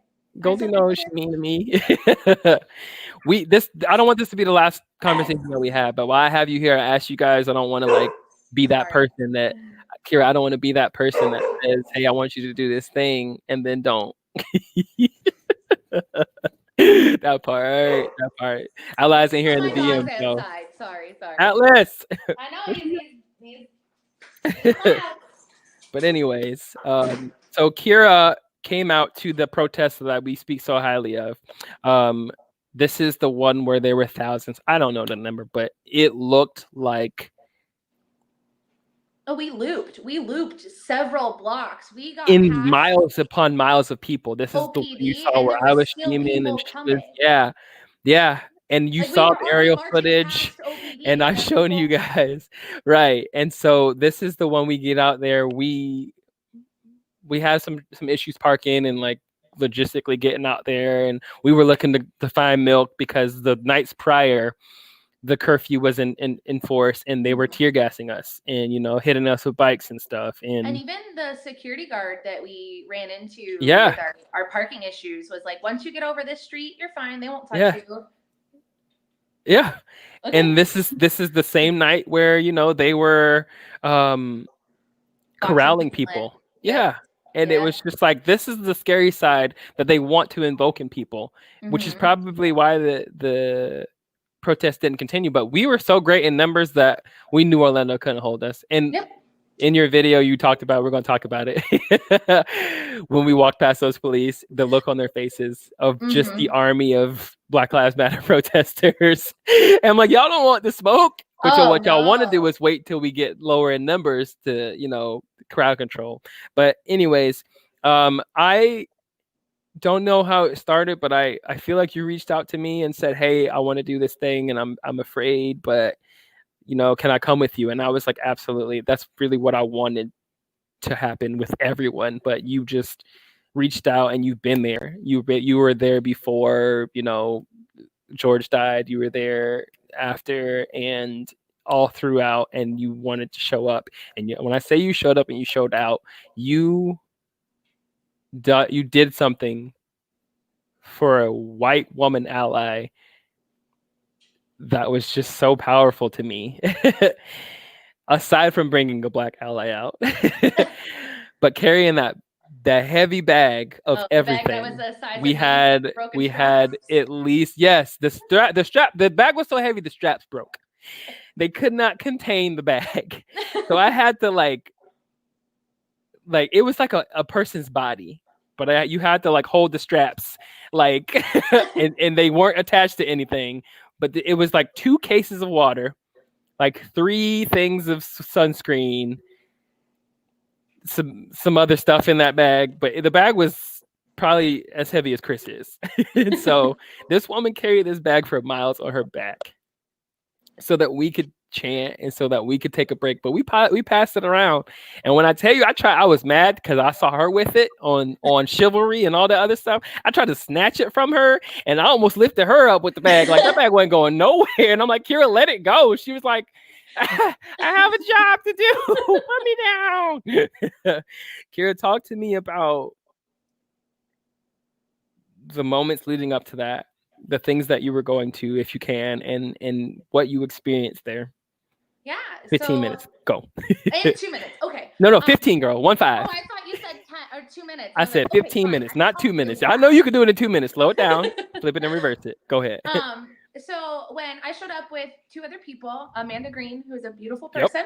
Yep. And I saw her on here earlier. Another ally that I brought with me. And we parked like way past Lake Eola, so we had to walk, and I was terrified to say the least because we followed the Twitters, we followed the Facebooks, we followed, I mean, everything that you could follow, every hashtag that you could follow, we followed, and people were on there trying to scare people away. There's people walking around with guns. There's nobody walking around with guns. You know, people were there trying to scare people are downtown with guns, guys. Walking around downtown with guns. Yeah. This is your city, and you've been at pre-movement. They walking around with ARs. Okay. Right. So we were scared. We were walking. We were looking for what we were supposed to be looking for. Like there are people like they'll be wearing this. They'll be wearing this. Maybe they're wearing this time. And we were looking for that. And when we got past that and we came to the thousands upon thousands upon thousands of people, I obviously met up with Cedric first. I happened to see him on the side of the road. We got lucky because there were other people that wanted to meet who came out. I was not with the numbers of people. There's no way. There's no way I would have found you. At all. But I wish that I could say I noticed the police first. Like I wish I could say I noticed how they were standing, what they were wearing, what they were doing, but you didn't. Like you didn't notice that first, because if you look to your left and to your right, there are people lined up with signs that say free water, free snacks, Gatorade, like whatever you could masks, because this was right at the beginning when curfew was being reinstated and the whole shenanigans with coronavirus. So people were handing out masks, gloves, water. I mean, anything that you could possibly think of, these people had it. Band-Aids, anything. Baked goods. I think that was my favorite one that I saw was like people made baked goods for thousands and thousands of people. They spent their time the night prior making baked goods to make people smile. Because you don't know during a pandemic. During a pandemic, you don't know what you're gonna walk into in any of these situations. Like you have no idea. So we started marching. And it was kind of like we couldn't figure out if we were marching. Were we marching? Yes. So we finally started marching, and we found our spot in front of OPD, and immediately everyone I was with sprang into action, passing out waters, Gatorades, anything that you could possibly think of. And then something that I didn't think of, and I'm white. Sunscreen was something that I could, we're in the blazing heat. We're in Florida. We don't have much coverage, and we're walking up and down the street. Who needs sunscreen? If you need it, we have it. If you don't need it, find someone that does and tell them we have it. And the only reason we had it was because May 30th, when Kim, I don't know if Kim was still there, but MJ and Chris took the group to City Hall, and they left everything, and I had to carry 2 cases and the coolers and all this other stuff. They left the sunscreen there, and I was just like, wow, the things we don't think about. But from that moment, you learn how to be better for your allies. And so we had plenty. It wasn't just one person that donated it. They just brought them, because when Hunter showed up, there was more water, and we had an opportunity to put it in ice, but there was like a little melting pot of baked goods and like the provisions, and they left them there. So I have masks, I have earplugs, hearing protection, like all this other stuff. So like, if we gonna protest, Orlando Strong gonna be that that resource. You know, they out here in Portland with the health, what is it, nurse or whatever, medic, the medic symbols out there. That was gonna be us, and we weren't ready for all that at the time because, of course, they didn't want to pop off during the day when we was out there. But you know, we made sure we bought milk and we had the ice and we had all this other stuff. Y'all want to tear gas us? We gonna be tear gas, like, but we not, you know, we can be pepper spray. We gonna have milk ready for people. Like, what's good? I was ready to have Gatorade and pickles and all this other stuff, but then it just kind of flopped. But like, continue. I'm sorry. No, it's okay. It's okay. You sunscreen. Yeah. So we passed out the sunscreen. I mean, we went through bottles in minutes, bottles of sunscreen in minutes. And you know, we were chanting, we were doing our thing, and everyone took a knee. Every single person stopped what they were doing, and we took our knee. And what upset me the most was, as we are all peacefully protesting and taking our knees, the cops move forward and we're not in their faces. No one's in their faces. No one's screaming at them. Move forward and put their bikes in front of us. Like, we are. Mind you, they already had fences. Oh yeah, they already had fences. This is at the police precinct. Yeah. And they move forward beyond their fences to put their bikes beyond their fences. I don't know what that's gonna do. You can see it from the aerial footage of the things we've shown, and I'll probably post it again. But there were the police precinct, and they had barricades up, and then where there weren't barricades, they felt like they needed to stop people from getting in their faces. And then, you know, you see them leaning over and talking to one another, laughing at you in your face, and that obviously is very frustrating. But I think what the most frustrating part was, you had brought up when we turned that corner to go back to City Hall. You look to your left, and I'm 5 foot. I'm the same height as Kim. I'm itty bitty, so I'm trying to jump and look and see. And that's when I kind of had the bag on, and someone came from behind me and tried to snatch it, and I wasn't letting go. But it was Cedric, so I had to let go. But you look to the left, because I remember it so vividly. Yeah. People in their, the cops in their oversized, I mean, they didn't fit anyone. They didn't fit anyone. They're oversized pads. One size fits all, apparently. Full body armor, full helmets that like lock in the front. I mean, bikes, shields. And we're just straight up paintball gear, not what you see in Portland where they're just like militarized. This is literally like they hit up Walmart.com and bought 50 of the same size chest plate for bicycles. Oh, absolutely, bulk and package. But y'all can't get these respirators in the hospitals. But don't worry, everybody got brand new bikes. Like put together, assembled, same color, bulk order. And then when you're walking still and you're chanting and you're doing your thing and you look to the left and there's the cops in their full riot gear, and then I want to see what's on the other side. So I look on the other side and there are dozens of cops in their riot gear on their horses, just lined up, waiting for God knows what. God knows what they were waiting for. Y'all probably weren't expecting there to be 3 miles of humans, but y'all really thought y'all was going to take all of us. And during that, there was just when we looked to the left and there were the cops with the bikes, you could still see the people coming, and we were I would say a good half a mile from the precinct where we just left, and there were still thousands and thousands of people coming, and the people on the streets that came out from their houses chanting with us. The kids that were chanting with us from their steps, from their balconies, just wherever they could, they were stood there chanting with us. And I think that is what was most powerful to me, when the kids came out and just got so excited to see little babies chanting with us. Chanting with us, and the parents making sure that they knew why we were chanting, because you could tell, like you could see them having that conversation with them. Their faces lighting up in their community. And this isn't a nice community. This is the hood.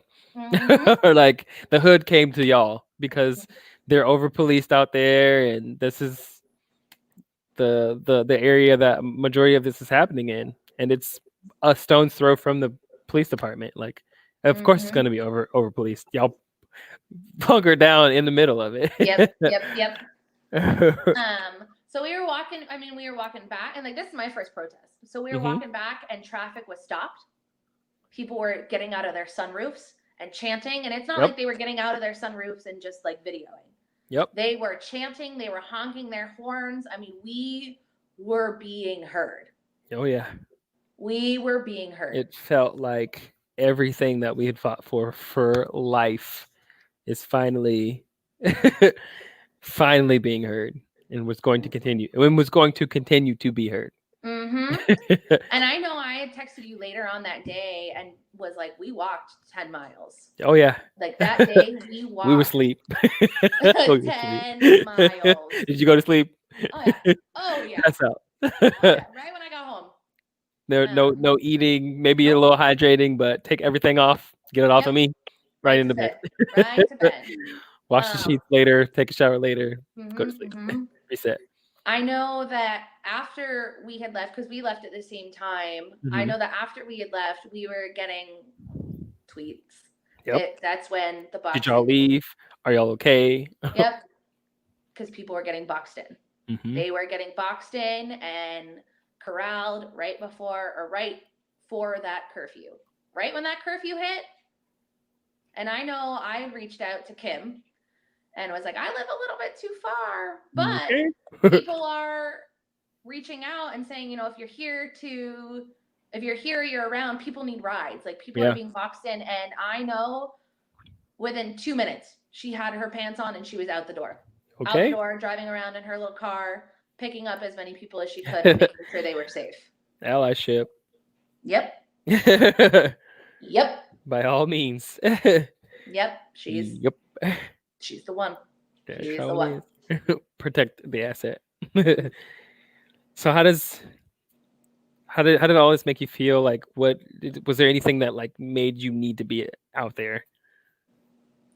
I said in my video, obviously, because I know you watched it. Oh, you know I did. But obviously, for those of you that are friends with me on Facebook, I share, I post, I tweet, I do whatever. I tag in when I need to. There was one tag in that I definitely got a little carried away, but we here for it. We here for it. She got the wrong one. 2, 3, and 4. Here's the itemized list. But I am very loud as a human being. Right. I mean, everyone knows that. Look at Chris. Absolutely. He's laughing. He knows. He's 15 seconds behind you, but he gonna hear it. I am so loud that I knew donating, tweeting, posting on Facebook wasn't enough for me. Wasn't enough for me. My loud voice. It just caught up. My loud voice needed to be heard. And it was going to be heard. At the beginning, was it heard? No, because I was scared. I was overwhelmed. There was thousands upon thousands of people chanting and making sure that our voices were being heard. But by the end, I'm telling you, I lost my voice. And it'd be like that. It comes back. You just got to work that muscle out so you can't lose it again. But it comes back. It always comes back. Yes. But it was definitely something that when I got home after my nap, I needed to process and like to truly understand that like I was a part of something that was so wonderful and so great. And I felt like we were being heard. And then to like obviously see like you guys have brought up in all of this, to just see it peter off. Like it was a fad. It was something cool to do at the time. And that's not this. Like that's not this. And I think that is my goal, to make sure that people understand that it's not done. Like we're not done. At all. Your posts may go back. Your timeline may go back. Everyone's going back to work. Everyone's going back to school. But Black lives still matter. And in the most disrespectful way. And I will make sure you know that. I'll make sure it's heard. Absolutely. No, I love you. You were so great out there. I remember them gray tights.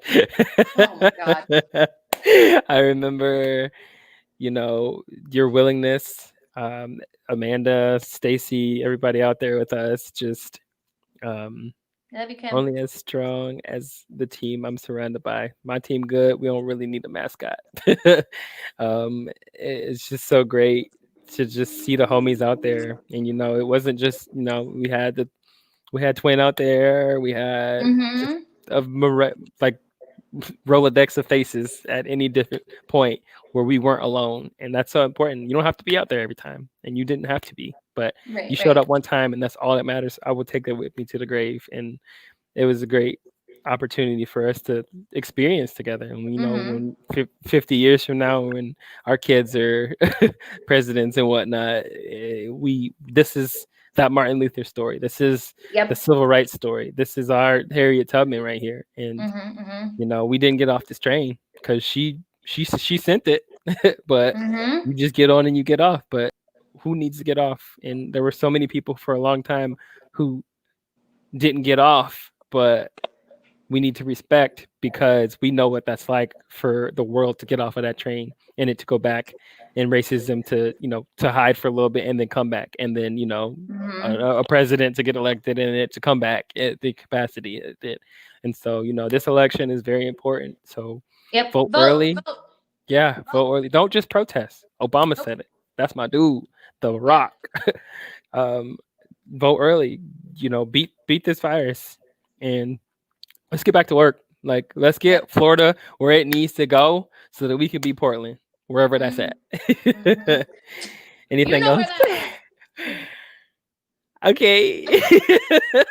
Anything else you want to say? No, I'm just Cool. so I grateful love to be you. part of the I have an community. idea of, because your video is going to be shared. You didn't do it for anything, but stay tuned for that for sure. And thank you, Hunter. Bye. Hey, Hunter, Tora. It's your boy. How's it going, man? Back to when Kim said she was coming out, you were number 2. And you said you were coming out and you were bringing water. And, when I went to go get water, you showed up, immaculate conception of just the right time. Like, you were already like 6'8". So it's just me and you. We out here, we towers, and like you came at the right time. As soon as I put the water down, I'll look over my shoulder. You put the water down, and I'm just like, say less, man. Let's get to work. This is May 30th, by the way. This is the first protest. So you've been out there rocking with us ever since then, and the allyship since then is so far beyond that day, and I'm super grateful. Thank you for not getting off at your stop or wherever that's supposed to be. I know you going through with the family. I see you going through with the family. Little background on me and Kira before. I did meet Kira at Universal. I met Hunter at Universal with Chris. They were in the same Horror Nights unit, and so we got to sit at the table many a nights. And it really wasn't a token situation in our break space. For the first time, I've been working there for almost 10 years in May. There was so much representation in our trailer, and it was so thick, and we talked about it so many times at that table. And so we had that opportunity to bond there. But for me to have as many friends as I have in my 9-10 years stint there, and to have met you a year ago during Horror Nights, and you've been there more, and I keep saying it, like the way protest works is there are people fighting harder for me for my life now than people I've known all my life. And when I tell you I have 1,700 friends and I have 7 real friends, you have shown yourself in the least since then. And I hadn't seen you since Horror Nights last year. And so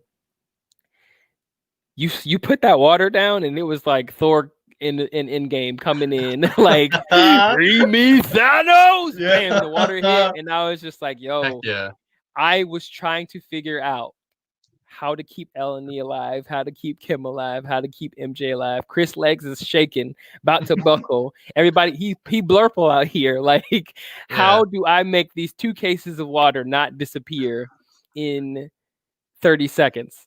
And you came like Jesus in the 5 loaves and the 3 fish with the beard and the old Messiah and the disciple. And you've been rocking ever since. And like, I've met so many allies through you, like, that have been going harder for me now than people have my whole life. And it's just like, he breeds that. And so it says more about him that as soon as I grabbed the water and I held them in the air, you were right there in the crowd with me. And I'm trying to tell you guys, like, there is not one leader of a movement.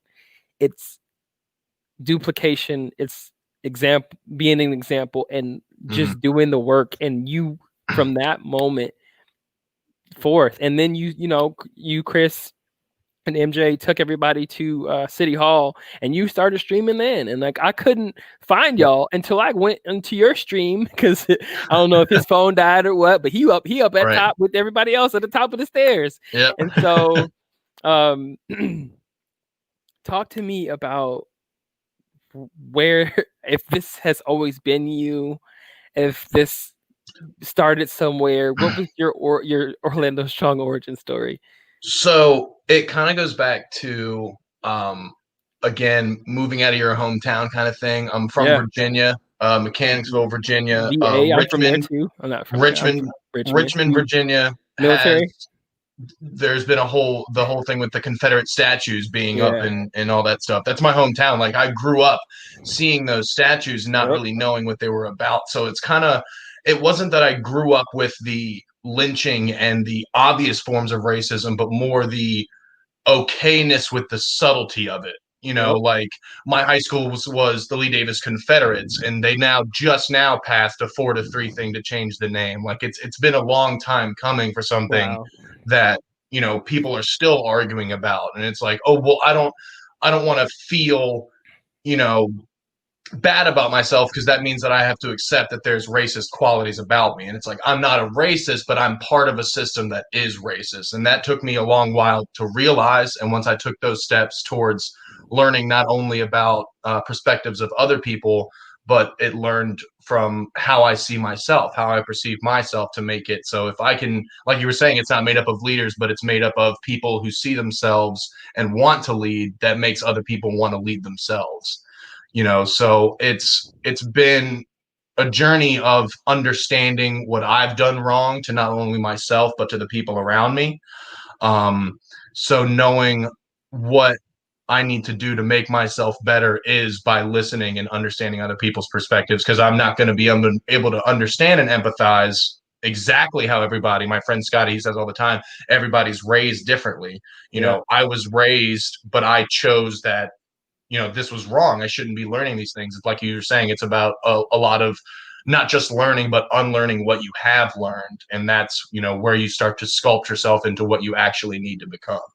So it's been a battle definitely within myself. And it's been a battle that I try to at least just instill the seed in others, that they should challenge their own thoughts that they've been given to by their parents and their peers that they may not necessarily view as racist, but has been because it's been complicit with it.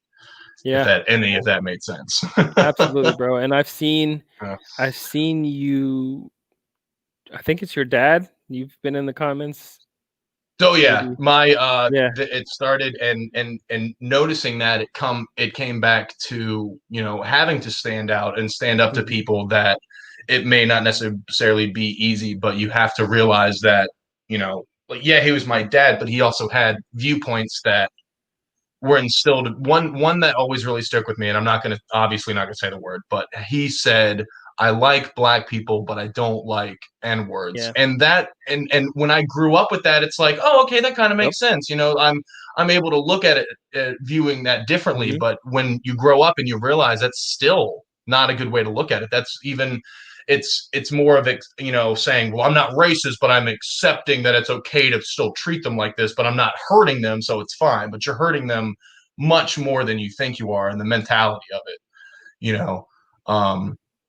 it's it's very interesting having to challenge someone that you grew up with or that you've instilled values of yourself from, you know. And I still have values that I do incorporate and that I know that are a part of me, that's because, you know, my dad raised me, but there's the knowledge and the choice to choose to unlearn what is negative that I've been taught from him and choosing to be better that way, you know, by taking that step, not only for myself mentally, but challenging the thoughts of others. Like my biggest thing is my little brother lives with my dad, and my little brother kind of called me and said he felt that my views were kind of askew because of how I challenged my dad on that. And then I could have been mad at him, but I gave him the choice. I was like, you need to think, when you start thinking for yourself and to be able to develop your own opinion on perceptions, you're going to be able to change the world. And that's where it's about. It's like, it's making sure that the younger generations understand why we're doing this. You know, it's not just for, like you're saying, the hashtags or the trends or anything. It's really showing that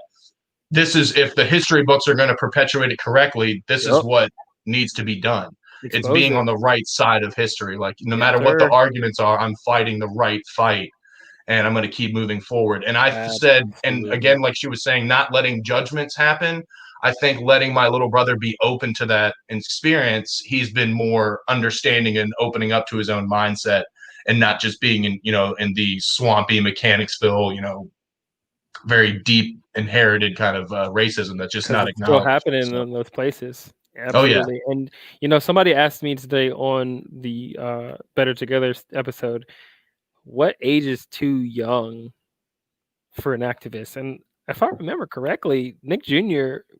stopped all production to put up Black Lives Matter, to offer that opportunity for parents to explain, Mommy, what is this commercial? Like, what happened with my screen? Like, there's that opportunity. And like the parent could have taken it and ran with it, or, you know, just waited till the show came back on. And so it was the choice. It was the opportunity from Nickelodeon to give the parents the choice. Are you going to be one that's going to just let this slide, or are you going to choose to teach your children? And that's where it comes from. Eyes on y'all. And I think the youngest age activism should start is when when they're able to comprehend what it is they're fighting for, and not even in the sense like seeing younger people or seeing younger children at protests and stuff like that is fully, you know, great and stuff like that. It's knowing, I kind of said it earlier, like knowing that the information is there, but that it has to be how it's going to be absorbed.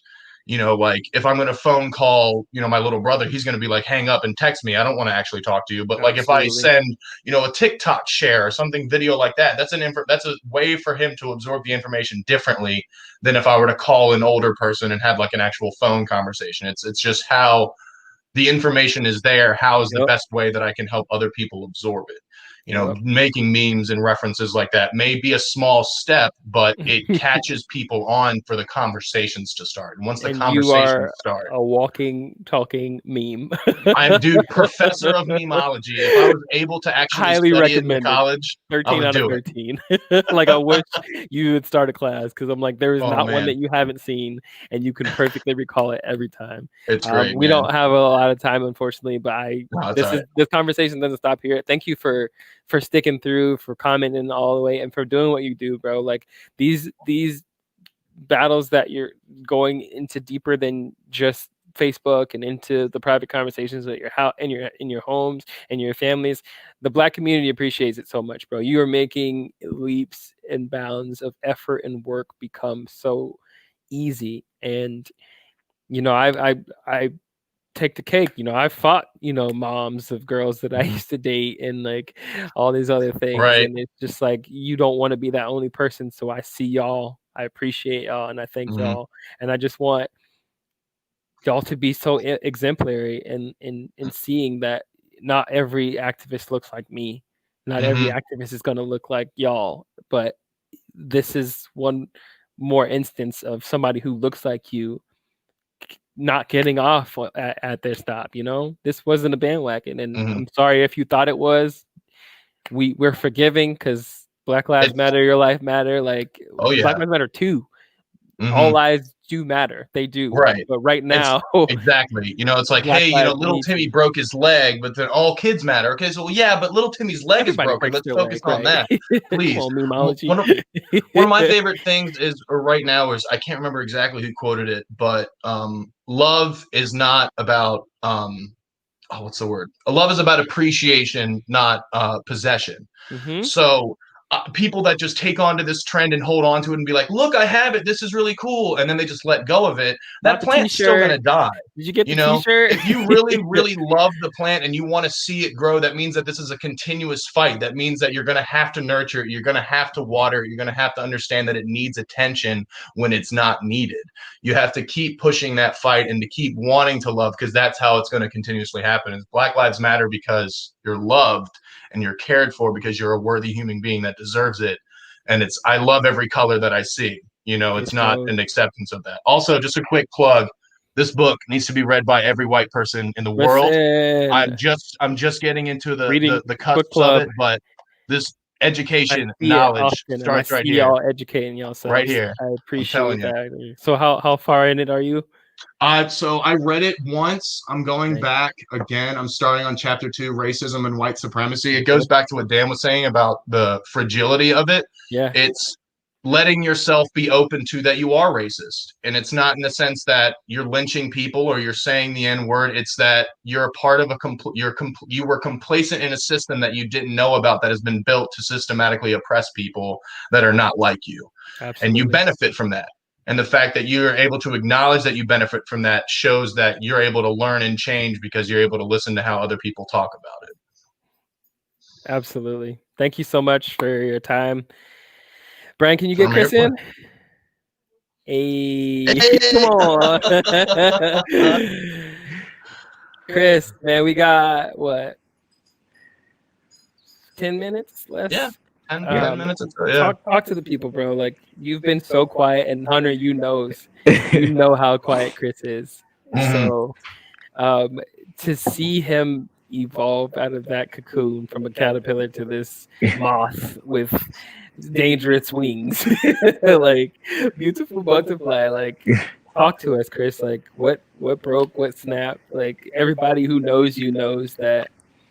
I know that's echo. I'm gonna shut up, Brian. But I just wanted y'all to be able to hear him without being behind me. But what has this movement done to you? What has it done for you and everybody who matters, who's shown up? It's changed my viewpoint a lot. Like, it showed me who does not care about my Black life and the Black Lives Matter. So I myself came from a small town as well. So like colorism, racism was like a big thing I dealt with throughout my life. So this movement's done a lot, and still continue to do a lot. And on Facebook? Yes, especially, especially on social media, especially on Facebook, sharing constantly. So talk to me about the protest, man. What's next? I remember it was May 30th is the day we went to the first protest. So I remember May 29th. I didn't have Facebook at the time, but I remember you telling me about there's going to be a protest tomorrow, and I never had been to a protest before, but like, I don't know, it just out of nowhere, no fear came across my mind. It was just, I needed to get out there and needed to be heard. Yes. It was the same exact thing with my roommate. When I came back, I was like, let's do this. And he was like, hell fucking yeah, let's do it. Yeah, And just right. went in there, yeah. Right. There was like no fear. I know a lot of things were like tear gas, being hurt by the cops, whatever, but like none of that ever came across my mind. I knew that I had to get out there and fight and make sure, it was heard. But so the first day we got there, when we, got to Lake Eola, I don't know, nothing crossed my mind. I just knew we had to get out there immediately. But like, once we got out there, like Cedric said, it was like maybe like 30 to 35 people, and immediately like I got emotional too. I just, my expectations were a little bit higher.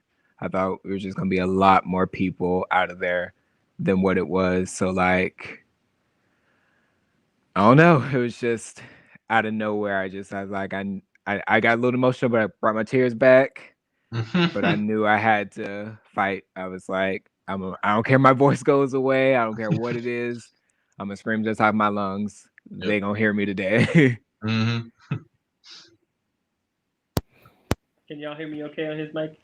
Yes. Yeah. Okay, cool. Oh. So, no, you're good. I didn't want to turn over Yeah. the echo, but I know after Hunter got there, we gave out the waters and there was a lot there. And we've seen what cops do to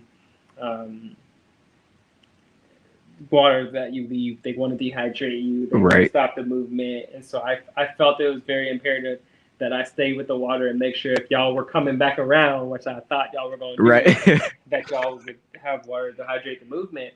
And so I stayed there and sent you off to, lead the pack to go to City Hall. Mhm. Tell me about that experience for you. Like, was it like a lot of leadership thrown on you at once? Or? It was so when we had started off with 35 people, I was chanting for a very long time. I didn't realize like that there was people coming by that were coming in front of Lake Eola driving by, and they were like honking.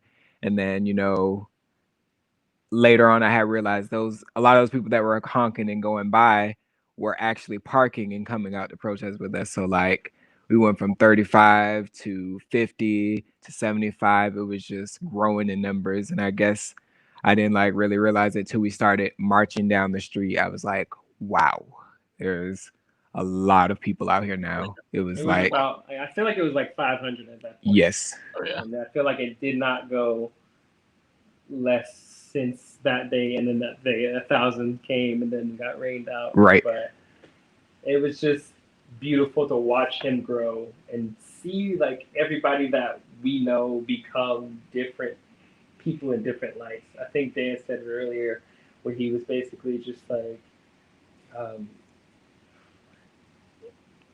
you can perform the way that you do, but this is an opportunity to perform differently. And I seen chainsaw noises over here, and I'm just like, yo, let's get the chainsaws out to downtown and yang out here. Right. But it's just like, this is what you guys do. But to see this activism in people is just, it's new, it's revolutionary. Like we're not seeing it until a time like such as this, and you want to see it on your friend. You want to see how it changes their life and whatnot. But thank you all for being here. Thank you all for standing right beside me, like you said you would since day one. All 160 of y'all. I was gonna get on y'all, but I scrolled through and I seen a lot of Orlando Strong profile pictures, these two specifically, and like I appreciate y'all for holding in, and it's just such a great feeling to know that I'm not alone, even though it might feel like that. Mm-hmm. See Amen, man. and a piece of energy that you guys are all doing, but I'm grateful for every last one of you. So we're gonna wrap up, but this isn't the only conversation that's gonna happen like this. It's so greater and bigger and beyond, and we want to involve everybody. We want to make everybody feel uplifted and whatnot, and just continue the work and let everybody know, like, hey, when you fall, I'm here to pick you up, and when it gets rough emotionally, we all have each other, and we're going to continue to grow and be better together. He said it. He said the tagline. Right. He's gonna say it. I said it. So thank you guys all for tuning in. Thank you for everybody who wasn't live, who went back to catch these 4 hours. This is a movie. This Right. is bigger than the game right here. Mhm. Whoa. Man, thank you so much for being here tonight. I'm really happy to see you here. Of course.